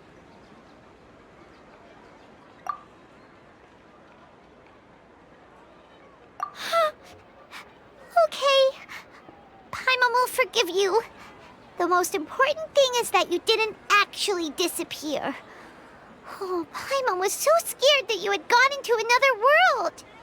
Okay, Paimon, can you tell us your perspective of what really happened yesterday? I see. Using two people's different perspectives. After that, you left the city. Paimon kept her eyes on you the whole time, but then you disappeared in an instant.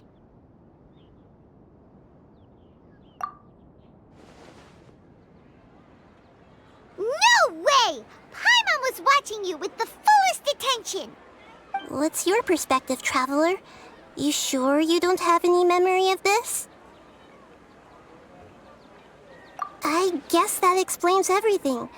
You also lost your memories the last 2 times you tried to leave the city. Those days' memories can't be awoken. So, if we leave the city, our memories will be completely erased? It really sounds like something big outside of the city is being hidden on purpose.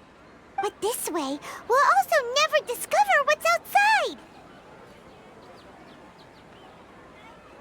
Something like a message? But how can we send it back? Don't look at me like that. I'm not used to being stared at. Well, okay. You want something that can pass on messages, right? Give me some time and take care of Dunyarzad for me. Yep, now we're talking.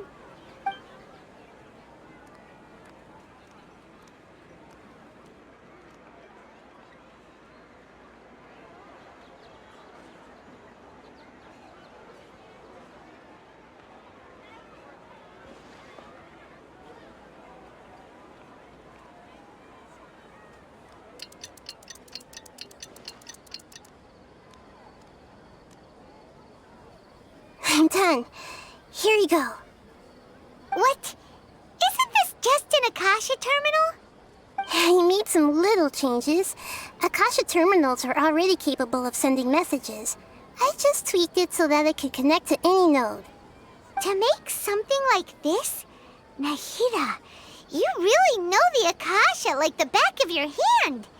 Anyway, we can use this now to record a message, right? Yep. I'll help you save the messages. It should be pretty easy to use. I just can't guarantee the user's status and signal coverage when they're outside the city. We'll never know until we try. At least we're taking the initiative now.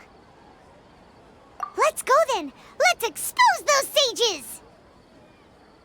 All right. Paimon isn't as worried about being separated since it happened once yesterday. But Paimon still isn't happy about it. Okay, see you tomorrow, Traveler. That covers everything that's happened so far. Yes, although the signal was choppy and had some interference, we still managed to receive 2 messages from you when you were outside. Okay, now that you understand what's going on, let's hear the messages together.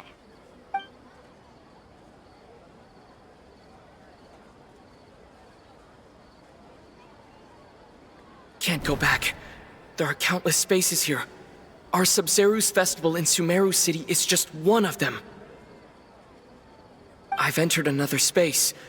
Before me are flowing sandstone and howling fish. Impossible and surreal sights. All these spaces are empty except for the occasional ones that contain mute puppets rather than people. I can't sense any human presence.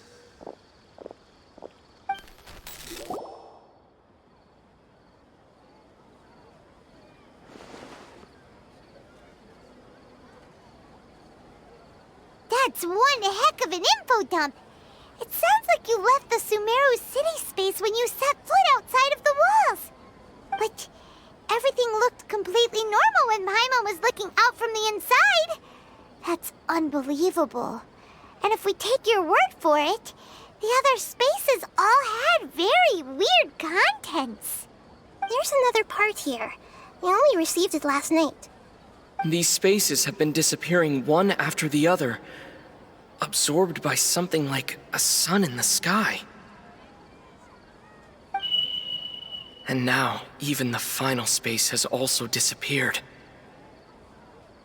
Behind me, a lot of spaces just appeared again from thin air. I get it now! Those spaces are actually...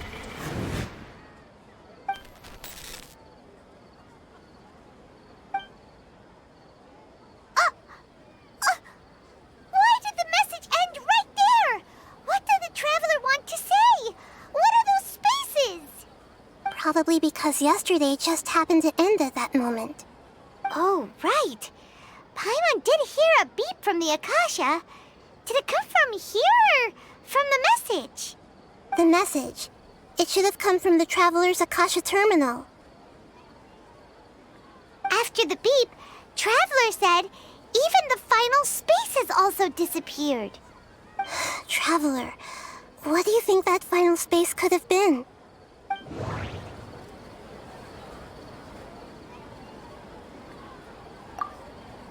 My impression is that each day in this samsara only ends at the sound of that beep from the Akasha.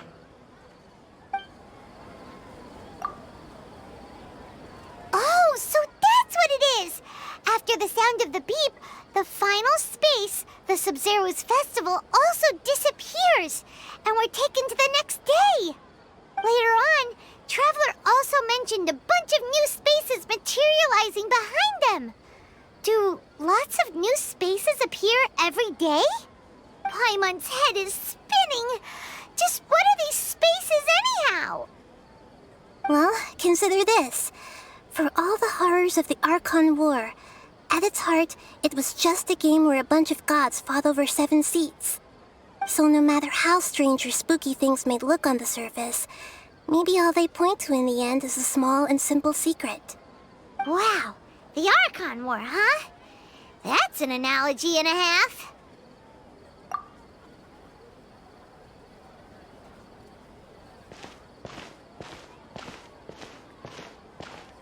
Hey, where are you going?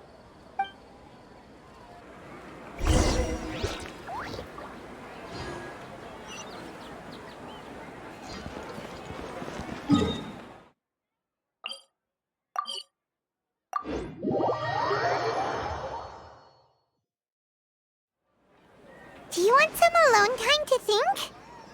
All right then, Paimon won't disturb you.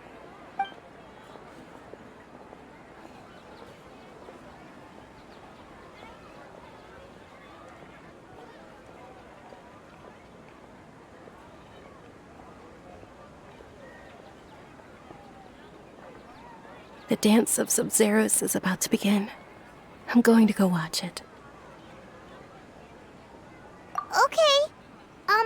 Why don't you go ahead, Dunyarzad? We still have some other stuff to do first. Okay then. See you later.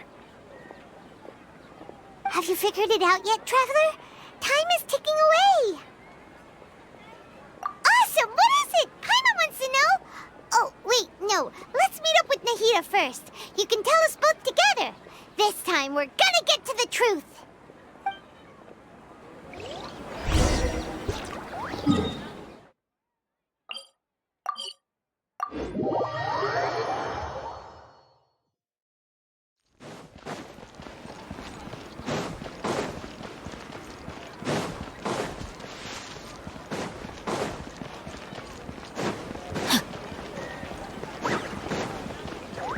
Body and mind. You're back! I've been waiting forever for you two. Judging by the looks on your faces, are you ready to take your Sub-Zero's exam and graduate from the festival? Okay, first off, have you discovered the hidden truth?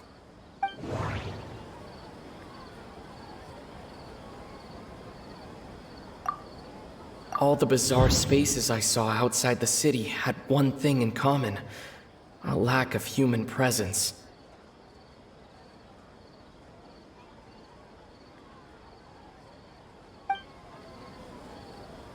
Those spaces remind me of dreams, like the one I had in the Avidia Forest, except these have no sign of human presence.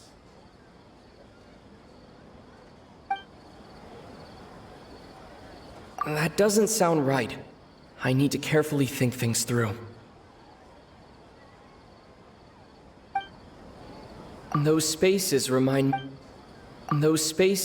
me of dreams, like the one I had in the Avidia Forest, except these have no sign of human presence.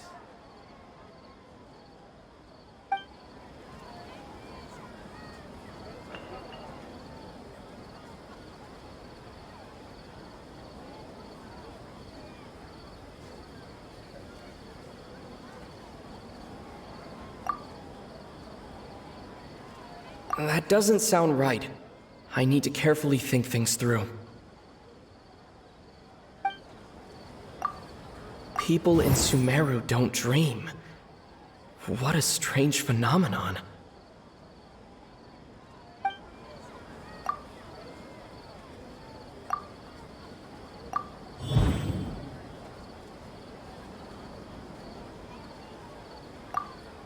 We are all in a dream.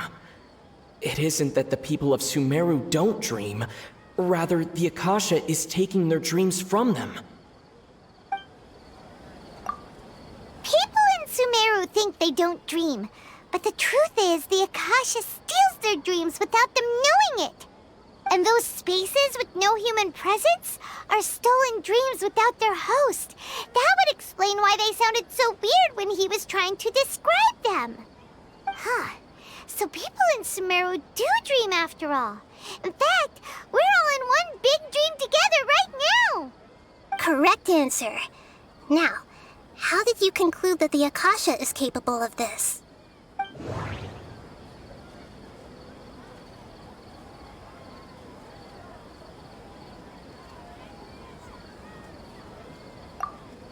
It is the manifestation of the God of Wisdom's power.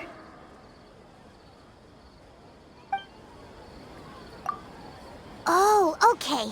Those dream-controlling creatures in the forest also get their power from the Dendro Archon, right? That would explain why the Akasha has the ability to control people's dreams, too. But is stealing everyone's dreams really how the Akasha compiles their wisdom? Isn't there anything more to it than that? Dreams are fantastical, complex, and full of imagination. People's brains are the most active when they're dreaming.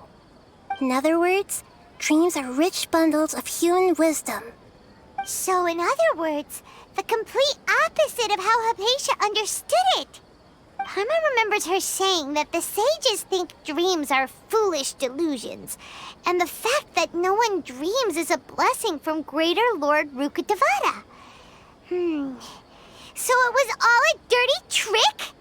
The real story is that the sages from the academia are using the Akasha to steal people's dreams for their own use, huh? Oh? By the sounds of it, you understand the current situation pretty well.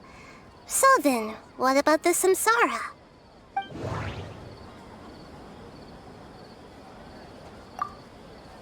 Those spaces kept disappearing before my eyes. But as soon as that beep sounded, many more spaces materialized.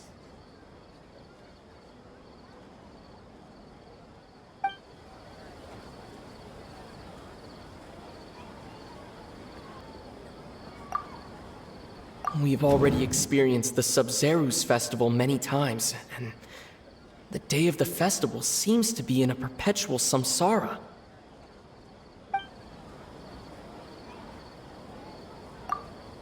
Those dreamscapes kept vanishing, but as soon as that beep sounded, more new spaces appeared.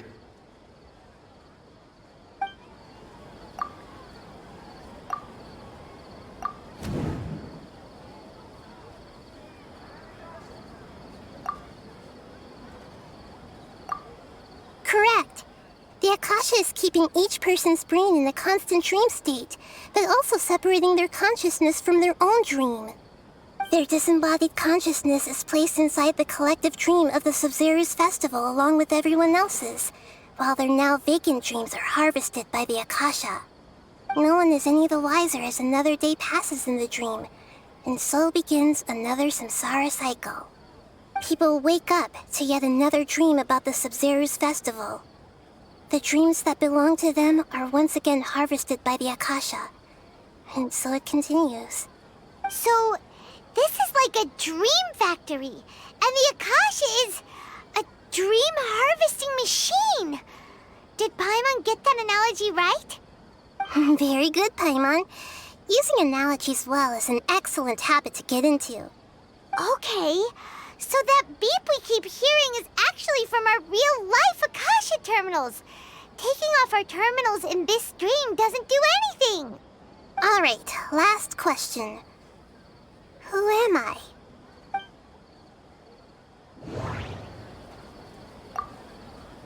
They say that alchemical divination is the Dendro Archon's divine revelation.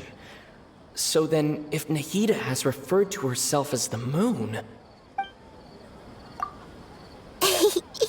So you noticed. I thought that one would be the hardest question. That's why I put it last. That wasn't hard at all. Even Paimon guessed that. Everything about you is different. We just didn't want to expose you is all. Now that you mention it, Nahida, you've been hinting to us since the very beginning. It's funny. Thinking back to when we were asking all over the place for info about Lesser Lord Kusanali, Paimon didn't expect to meet you like this. Yes, those can wait until we're back in real life. On the other hand, I'd be happy to answer any more questions you have about here and now.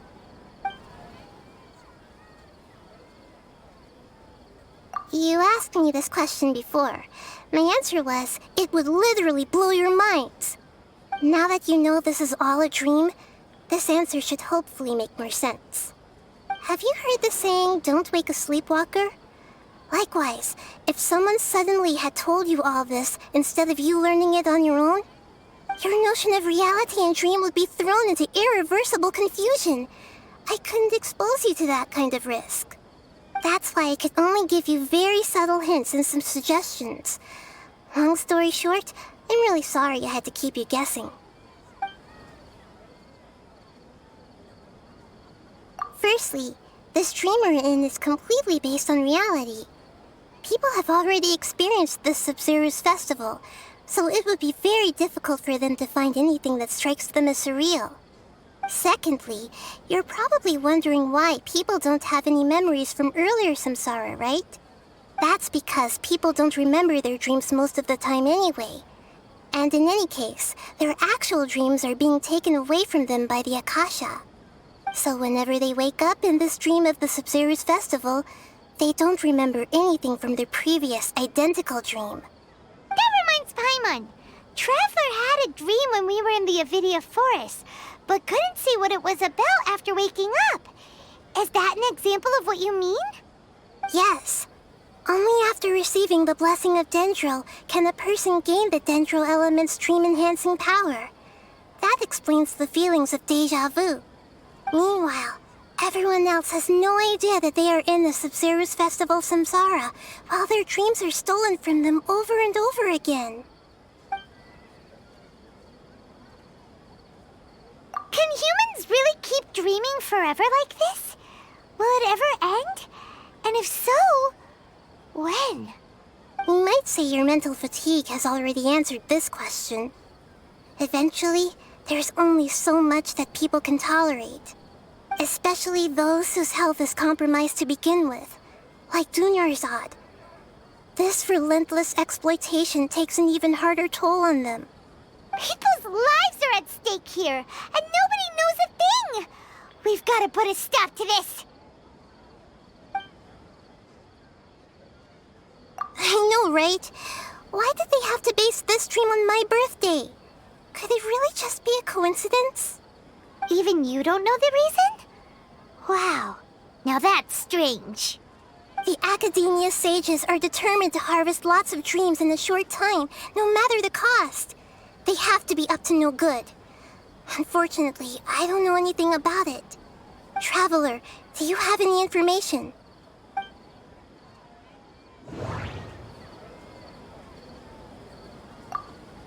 The Grand Sage said, "Go celebrate the birth of that god to your heart's content." Did he mean something more? Celebrate the birth of that god? Could it mean...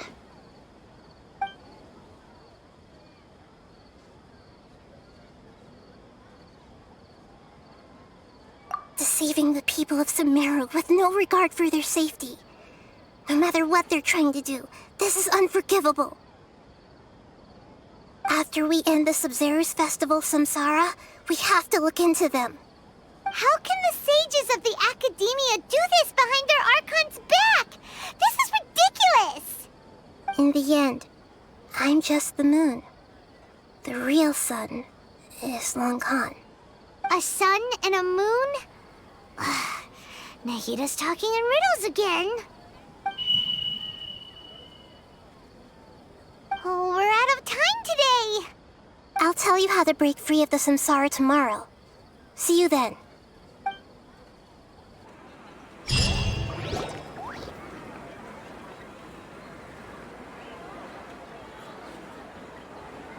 Good morning, Nahida. Wait. Now that Paimon remembers everything, should we instead say good morning, Lesser Lord Kusanali? Hey! What's wrong, Nahida? You don't look too good. I'm afraid that what you're thinking right now is correct. Did Dunyarzad already disappear? No way! Are we too late? The real Dunyarzad's consciousness has indeed disappeared. It can no longer endure the constant dream harvesting. Paimon can't believe it. Wait, so what about that other Dunyarzad? Just what is she?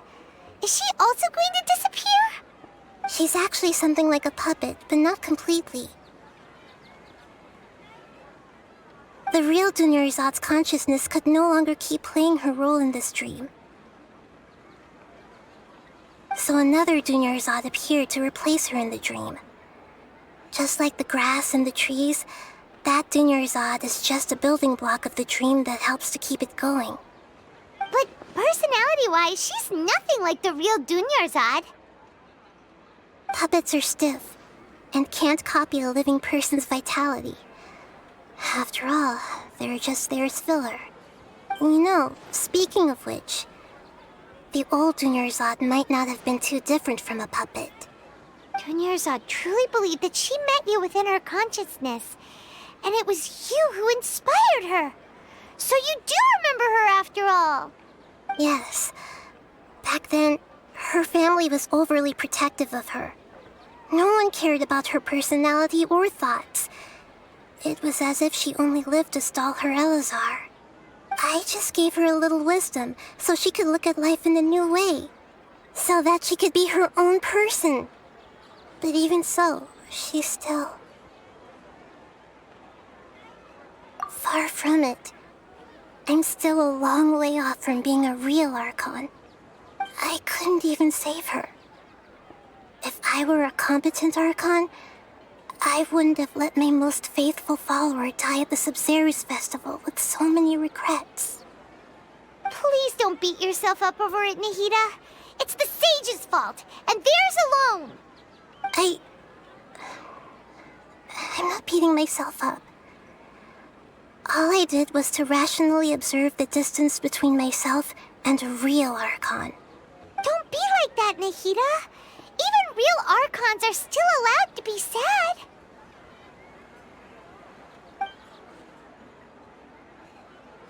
To prevent more tragedies like this, we must end the samsara as soon as possible. Great, but how do we do that?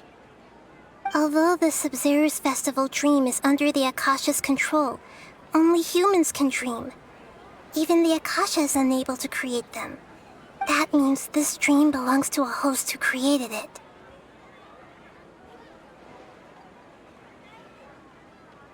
Huh? So, how should we find that person? Well, if this is someone's dream, then everything here must come from deep within their consciousness. Which means, with the power of imagination, they can change anything in this dream. Imagination? What do you mean by that? Imagination means breaking through what you perceive as normal. Like when a server at a tavern brings a plate to you, you'd naturally assume that food is on it. However, if you're the dream's host and you become aware that you're dreaming, when you imagine gold and more on the plate, the dream will respond in kind, and the server really will bring you gold and mora. But right now, our host is unaware that this is a dream. No matter how many times they're served, it will always be food. Find some way to make that person realize that they're dreaming. Usually, once that happens, the person will wake up and the dream samsara will be broken. How are we going to find them, though? If it could be anyone, it'd be like looking for a needle in a haystack.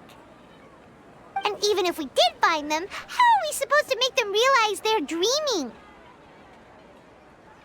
After all, like you said, don't wake a sleepwalker. It's extremely difficult, yes. But the only ones who can do it are you two. Remember, Everything you've achieved up to this point has all been for the sake of finding the host and ending the samsara. As for me, during this time, I'll be out of town. Out of town? Are you going to that place full of dreams where the Traveler went? Yes. I want to try something. There must still be a small wisp of possibility. Hurry and go. Dreams are supposed to be fantastical, romantic, and full of pleasant surprises. Unnecessary things like this samsara need to end. Paimon's still a little upset that we've come this far only for Dunyarzad to... She was such a good person, with such a simple wish. But fate was against her. Yeah, saving Dunyarzad is what kept us going this whole time. But we mustn't lose hope, Traveler. Dunyarzad would definitely want to see us save everyone else. So let's break the samsara for her sake. Paimon's wondering, do you think the sages would get one of their own to be the host of this stream? Feels like it would be easier to control it that way, no?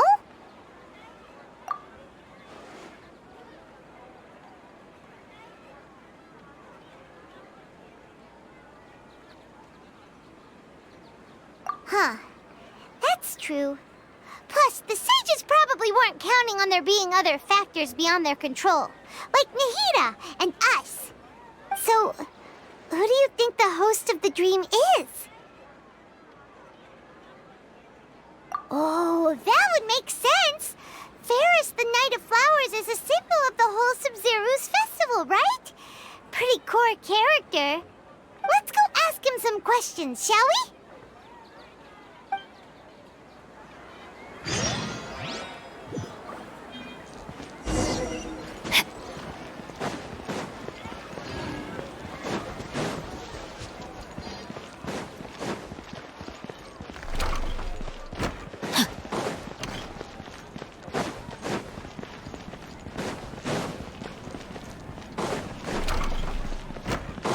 Body and mind.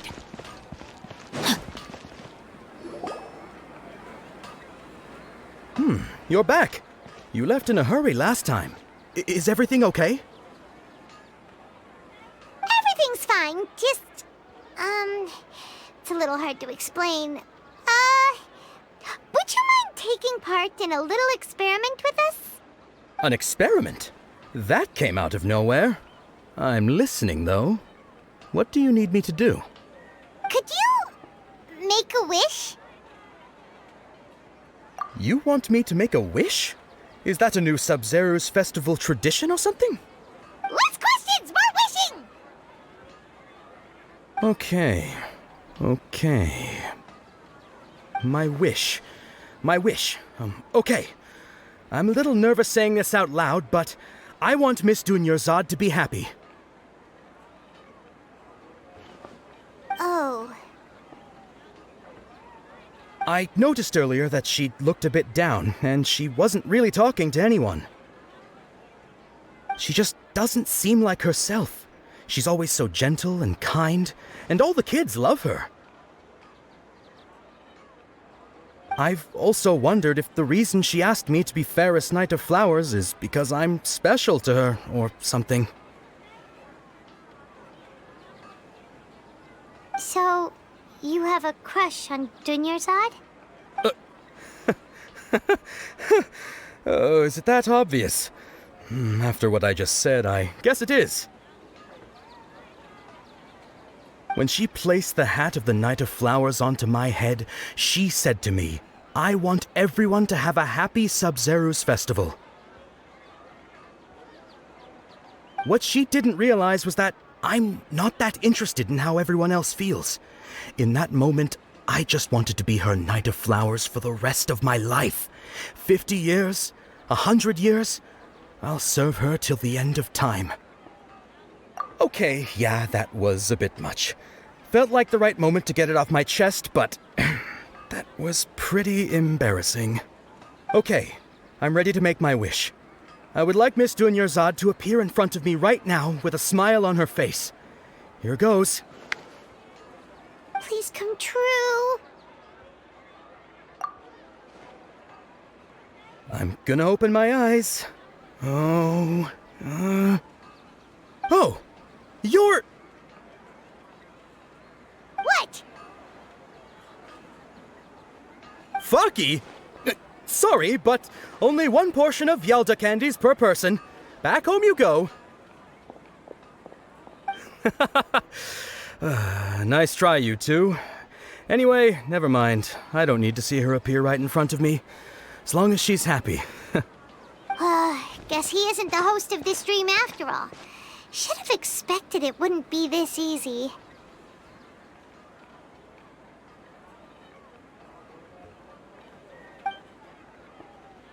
It seems like everyone who knows Dunyarzad loves her, but none of them has any idea that she...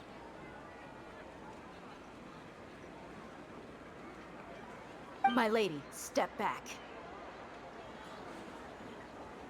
That sounds like Dia! Oh, right. This is when Dunyarzad bumps into the kidnappers. Huh? But Dia can handle them. Hey, Traveler!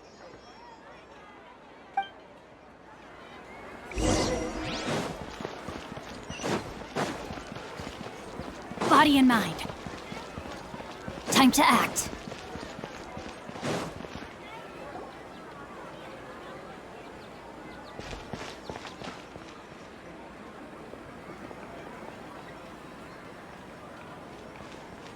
Oh, it's you. Great timing. Please take... Hey, this is my job. The homie Yannis pay me, not you. You... fine, all right. Knock yourself out. Why are you so worked up anyway? It's not like I don't trust your fighting skills. Anyway, watch yourself.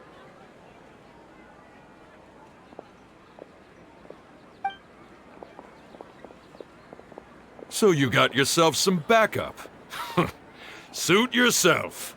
You're going down. That's close enough. No, my sword! Lucky today. Try to keep up. Let the show begin. Cool it.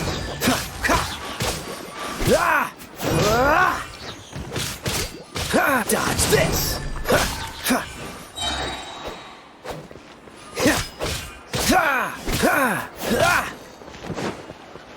Freeze. I'll be back. Cool it. Rain outlines your fate.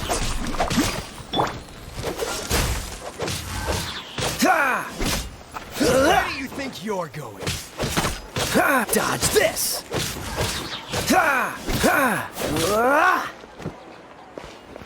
Freeze.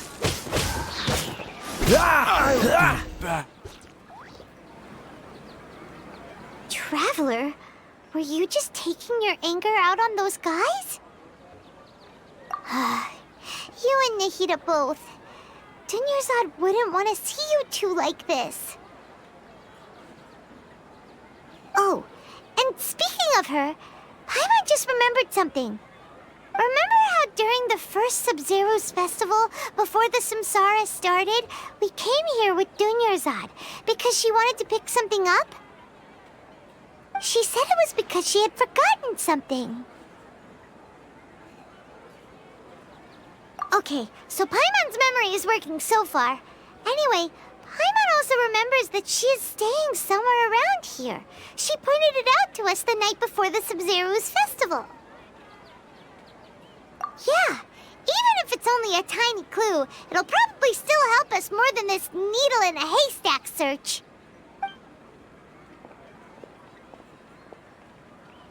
This is the place. It's rude to enter other people's spaces without permission, but desperate times call for desperate measures. Hey, the windows are unlocked. Okay, Paimon's gonna take a peek inside.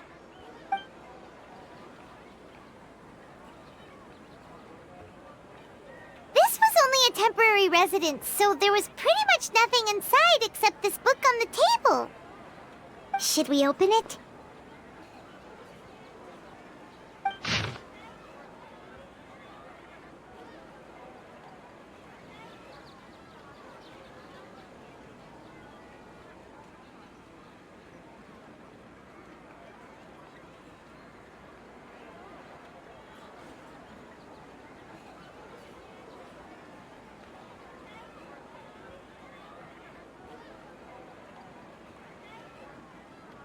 Wow. Dunyarzad wrote all of this. Sounds like she was always thinking of us even while we were away.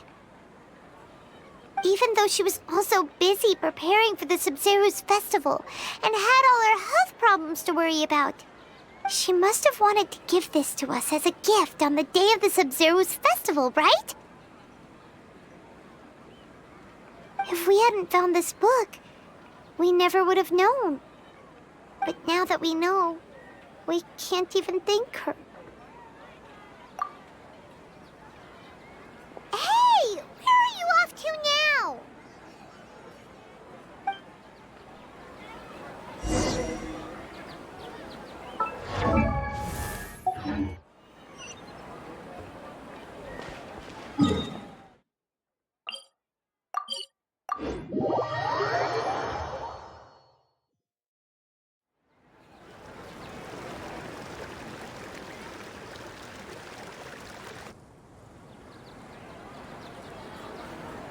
It's Dunyarzad's puppet.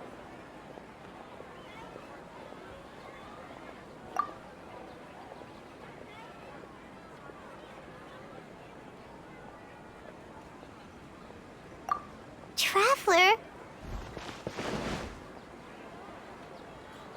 You must be exhausted. Come to think of it, we've been stuck in this place for a really, really long time. Heck, even the last time we were chatting happily with Dunyarzad feels like an eternity ago.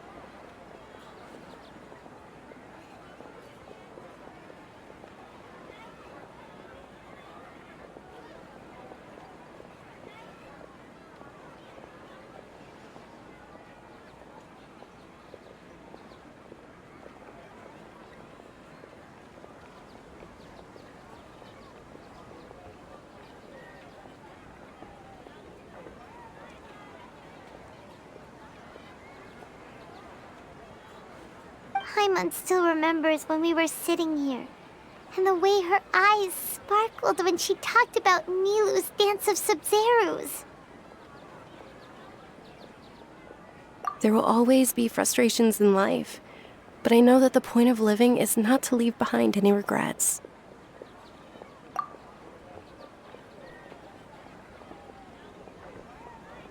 That was what the real Dunyarzad said, wasn't it? Does that mean... Yes, Traveler.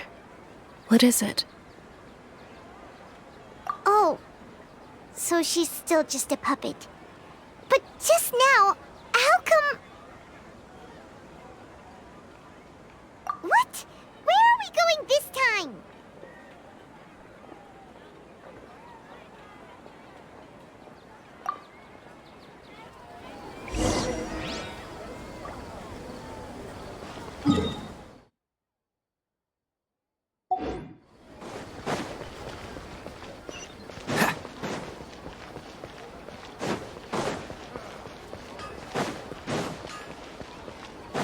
What's the hurry?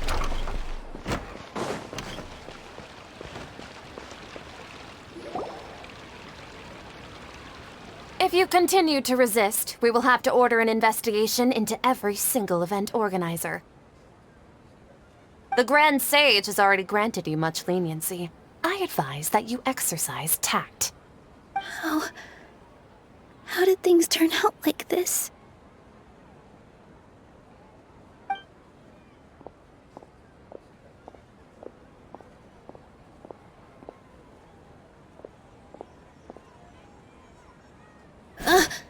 Traveler? You don't have to get involved. He's a sage from the academia. I don't want to drag you into this. Traveler. Traveler? What the heck are you doing? If you get arrested by the Academia, that's another day gone to waste!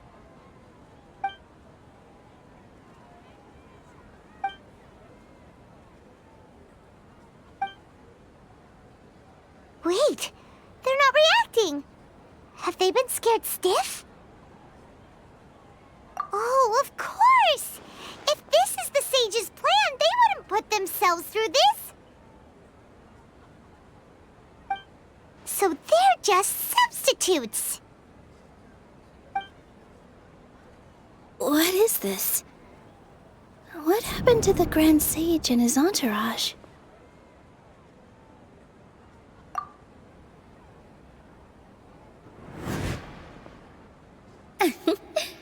Like I said, they symbolize the goddess of flowers. It's just a shame that all the real Padisarahs went extinct after her death. Yes. The Greater Lord brought forth new Padisarahs in memory of the goddess of flowers. But she ultimately could never truly replicate that beautiful shade of purple.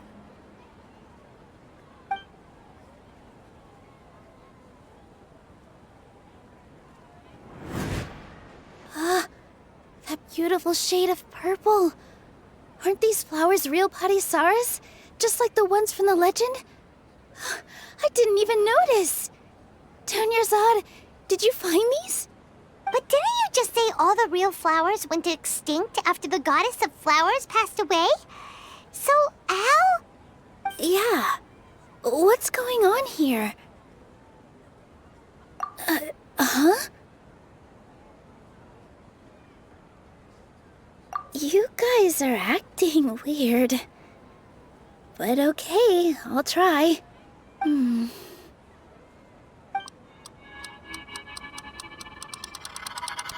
Hey!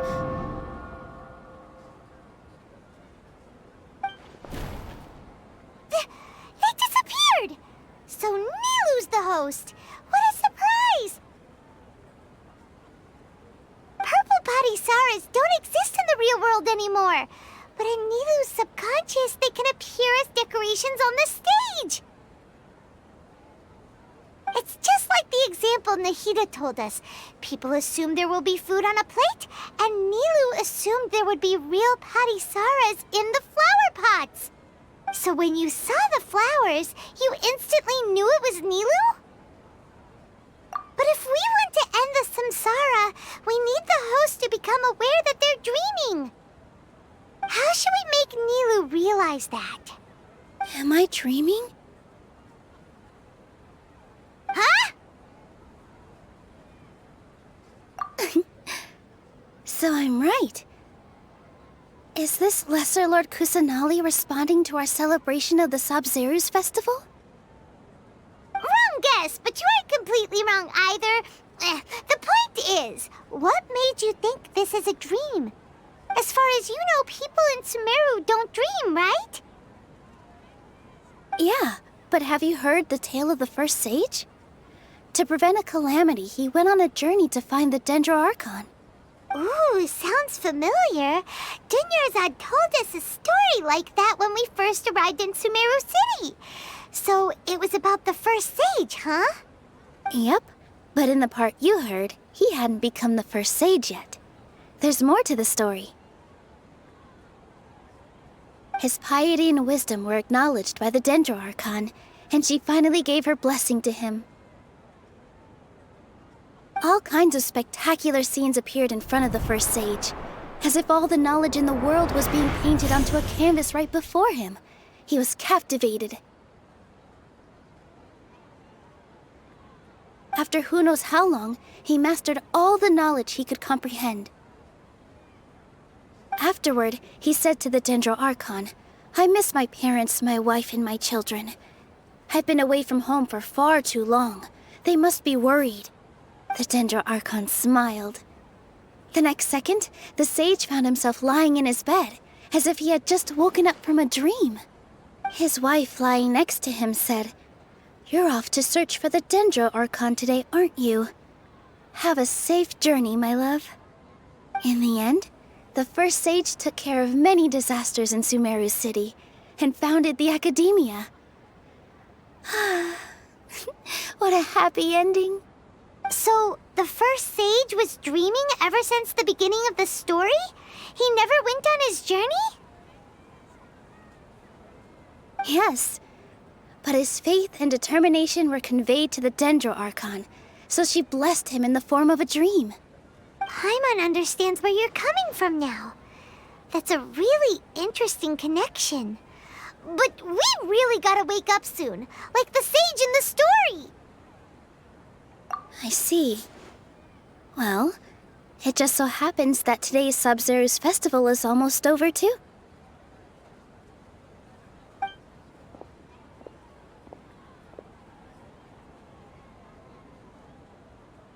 Since we're in a dream, let's make this final dance of Sub-Zero's as beautiful as we can.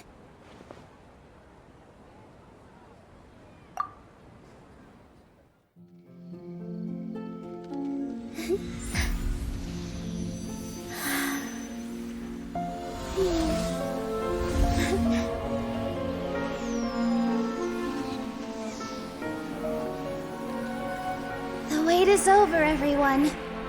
I dedicate this to our god, the Dance of Sub-Zeros.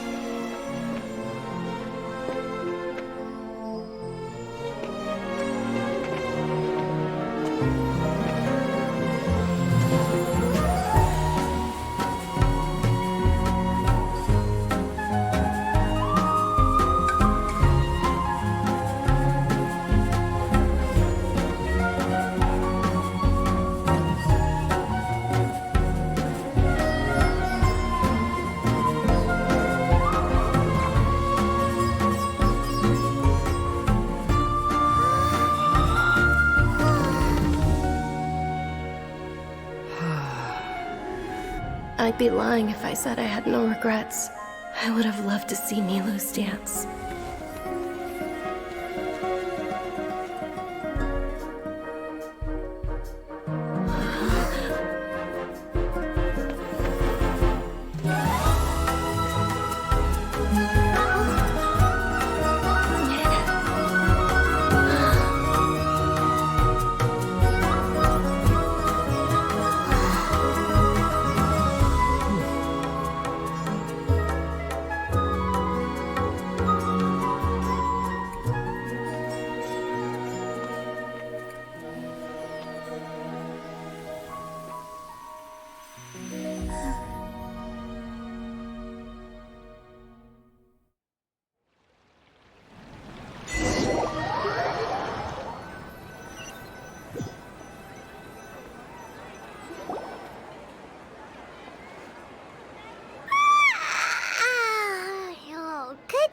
Traveler.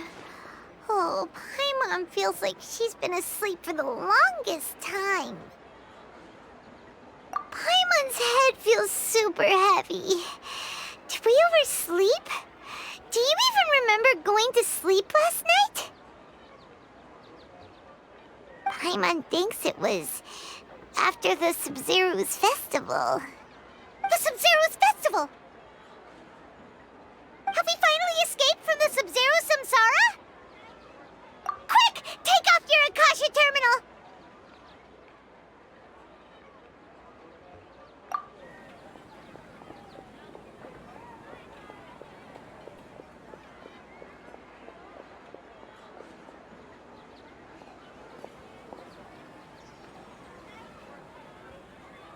She's not in her room. What happened? Huh? What usual spot?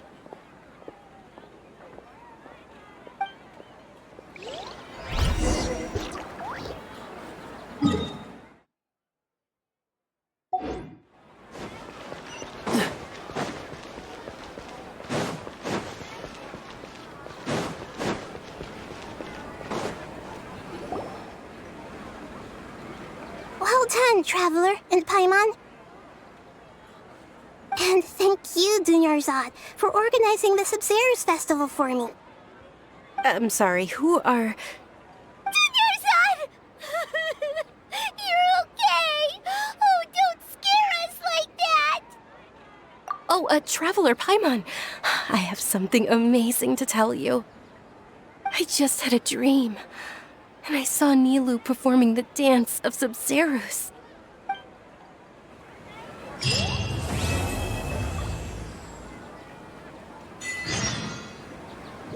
Let's get moving. We're not... You're actually Nahida, aren't you?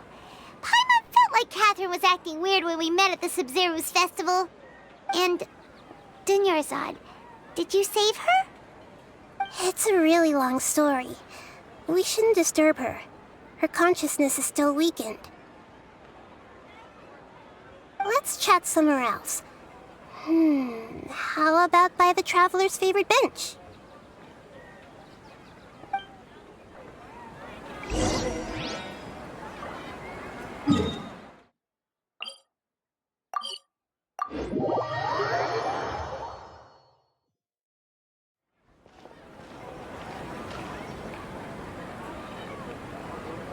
Let's talk about Dunyarzad first.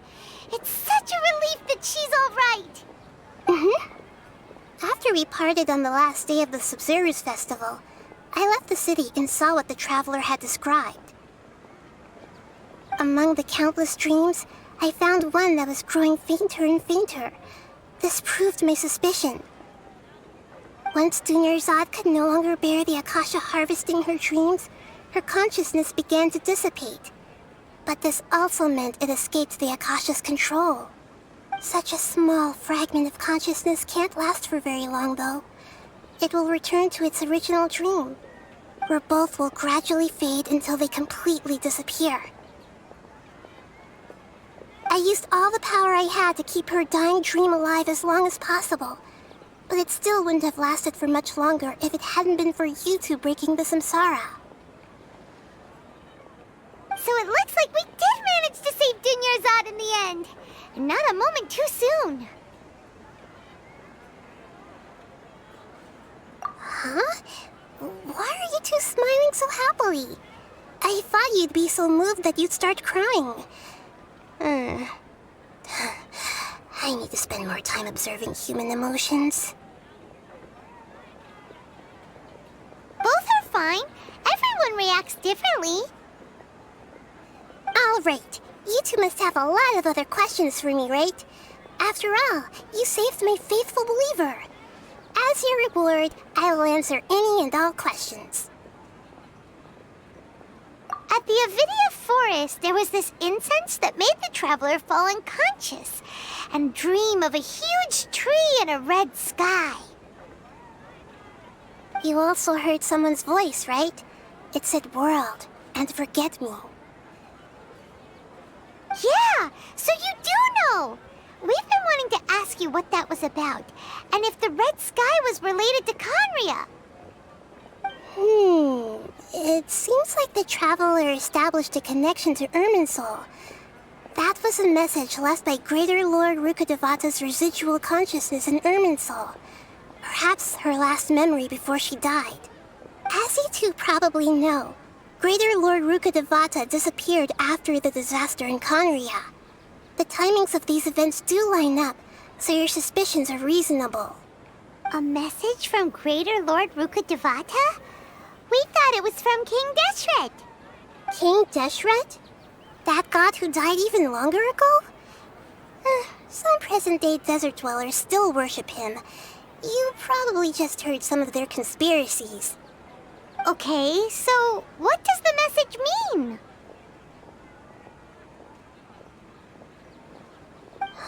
I still haven't managed to decipher it.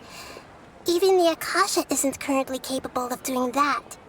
Greater Lord Rukkhadevata's residual consciousness in Irminsul seems to be contaminated with something that has a very dangerous aura to it. Many devoted scholars go mad as soon as they connect their consciousness. I've warned the Academia about this many times, but people still keep falling victim to it. But I believe this is the key to saving Irminsul. That's why I've kept trying to decipher it. So the tree in the vision was Irminsul? Oh, Tainari also said that Irminsul is sick. Is it because of the contaminated consciousness? But even if you can't figure out what that vision was all about, it seems like our search for you was all in vain. The Traveler wasn't affected after coming in contact with that consciousness. I've never seen anyone like that. With you here, we may have a chance at deciphering it. No, we must decipher its secrets. I've already eliminated all other factors that might affect Irminsul. This is the only one left. This puzzle has life and death at stake. It could determine Irminsul's fate, as well as Tevat's. To be accurate, I'm using the Akasha as a medium to occupy Catherine's consciousness. How did you do that? Poor Catherine. Does this mean you can also occupy other people's consciousnesses? Theoretically, I can enter anyone's mind as long as they're wearing their Akasha terminal. The Akasha is the legacy of Greater Lord Rukkhadevata. As Lesser Lord Kusanali and the first Akasha terminal, my consciousness has always been linked to the Akasha. I've always respected my people's free will, so I've never actually occupied their consciousness. When necessary, I just borrow this bionic Snezhnayan puppet. Hold on. Did we just learn some deep, dark secret? So Catherine is... No wonder Paimon felt something was off about her. What about your own body? Why do you need to borrow other people's? Don't you live in the sanctuary of Surasthana? That story begins a long time ago. After Greater Lord Rukkhadevata disappeared, the sages found my newly born self and took me back to Sumeru.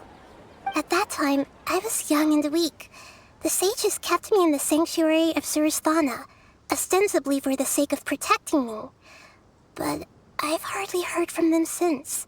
However, I do understand that they had hoped to find Greater Lord Rukkhadevata instead of me, a symbol of her passing. So, the sages basically put their new Archon under house arrest? How dare they! Why don't you teach them a lesson, Nahida? In some ways, they aren't wrong. Greater Lord Rukkhadevata was omniscient and omnipotent. Even after her death, the Akasha is still empowering this nation. And I'm still really far away from being able to call myself the God of Wisdom. Moreover, the Academia is also more proficient at governing this country. My existence has little meaning. Yeah, you got a lot of believers. Just look at the Sub-Zero's festival. Everyone who showed up truly loves you. Thank you for the kind words. But I honestly don't need physical freedom as long as I can connect my consciousness to the Akasha. Trying to find a way to save Irminsul is my life's mission and top priority. I will work on that, and try to live up to being a deity in the meantime. Every once in a while, I will also take up the duties of the God of Wisdom and enlighten a lost soul here and there. Doing all that should be enough. There's never been any big problems with the Academia's governance of Sumeru. This is the first time I've seen them step out of line. I wonder what caused them to go down this path, and what they hope to achieve.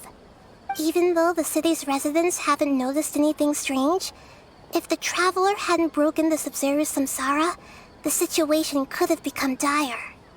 I tried to do some investigating in the Akasha, but I couldn't find anything suspicious, and all the people of interest seem to purposely avoid wearing their Akasha terminals.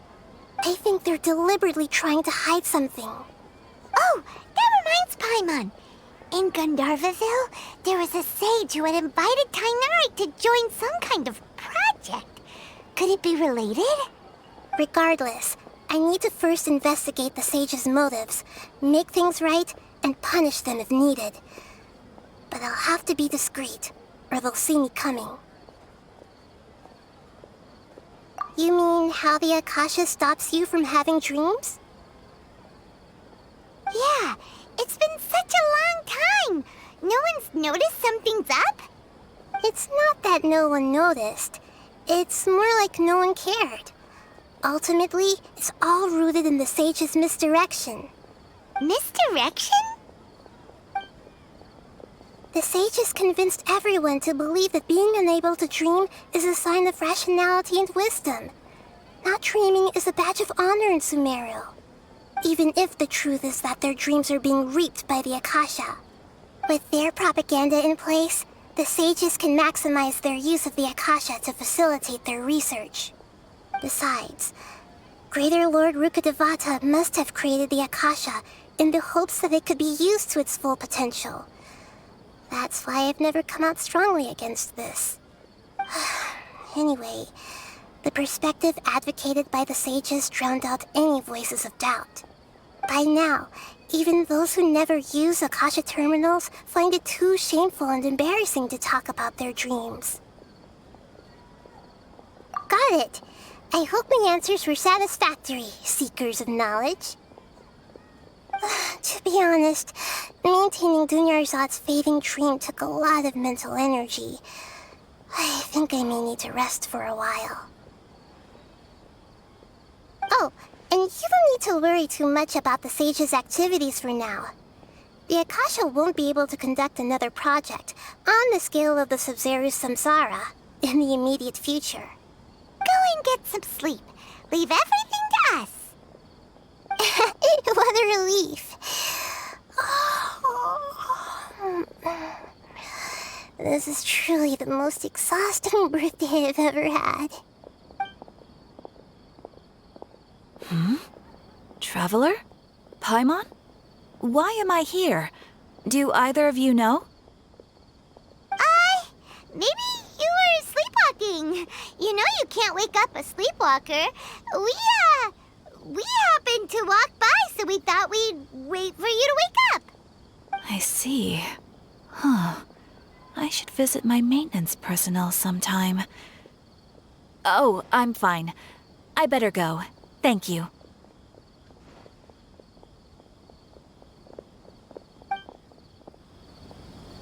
We spent quite some time in Sumeru City, but ever since we last said goodbye to Lesser Lord Kusanali, we haven't heard anything from her. Oh, we can't just keep waiting around like this. Let's go find Catherine and pick up some work so we can at least keep ourselves busy.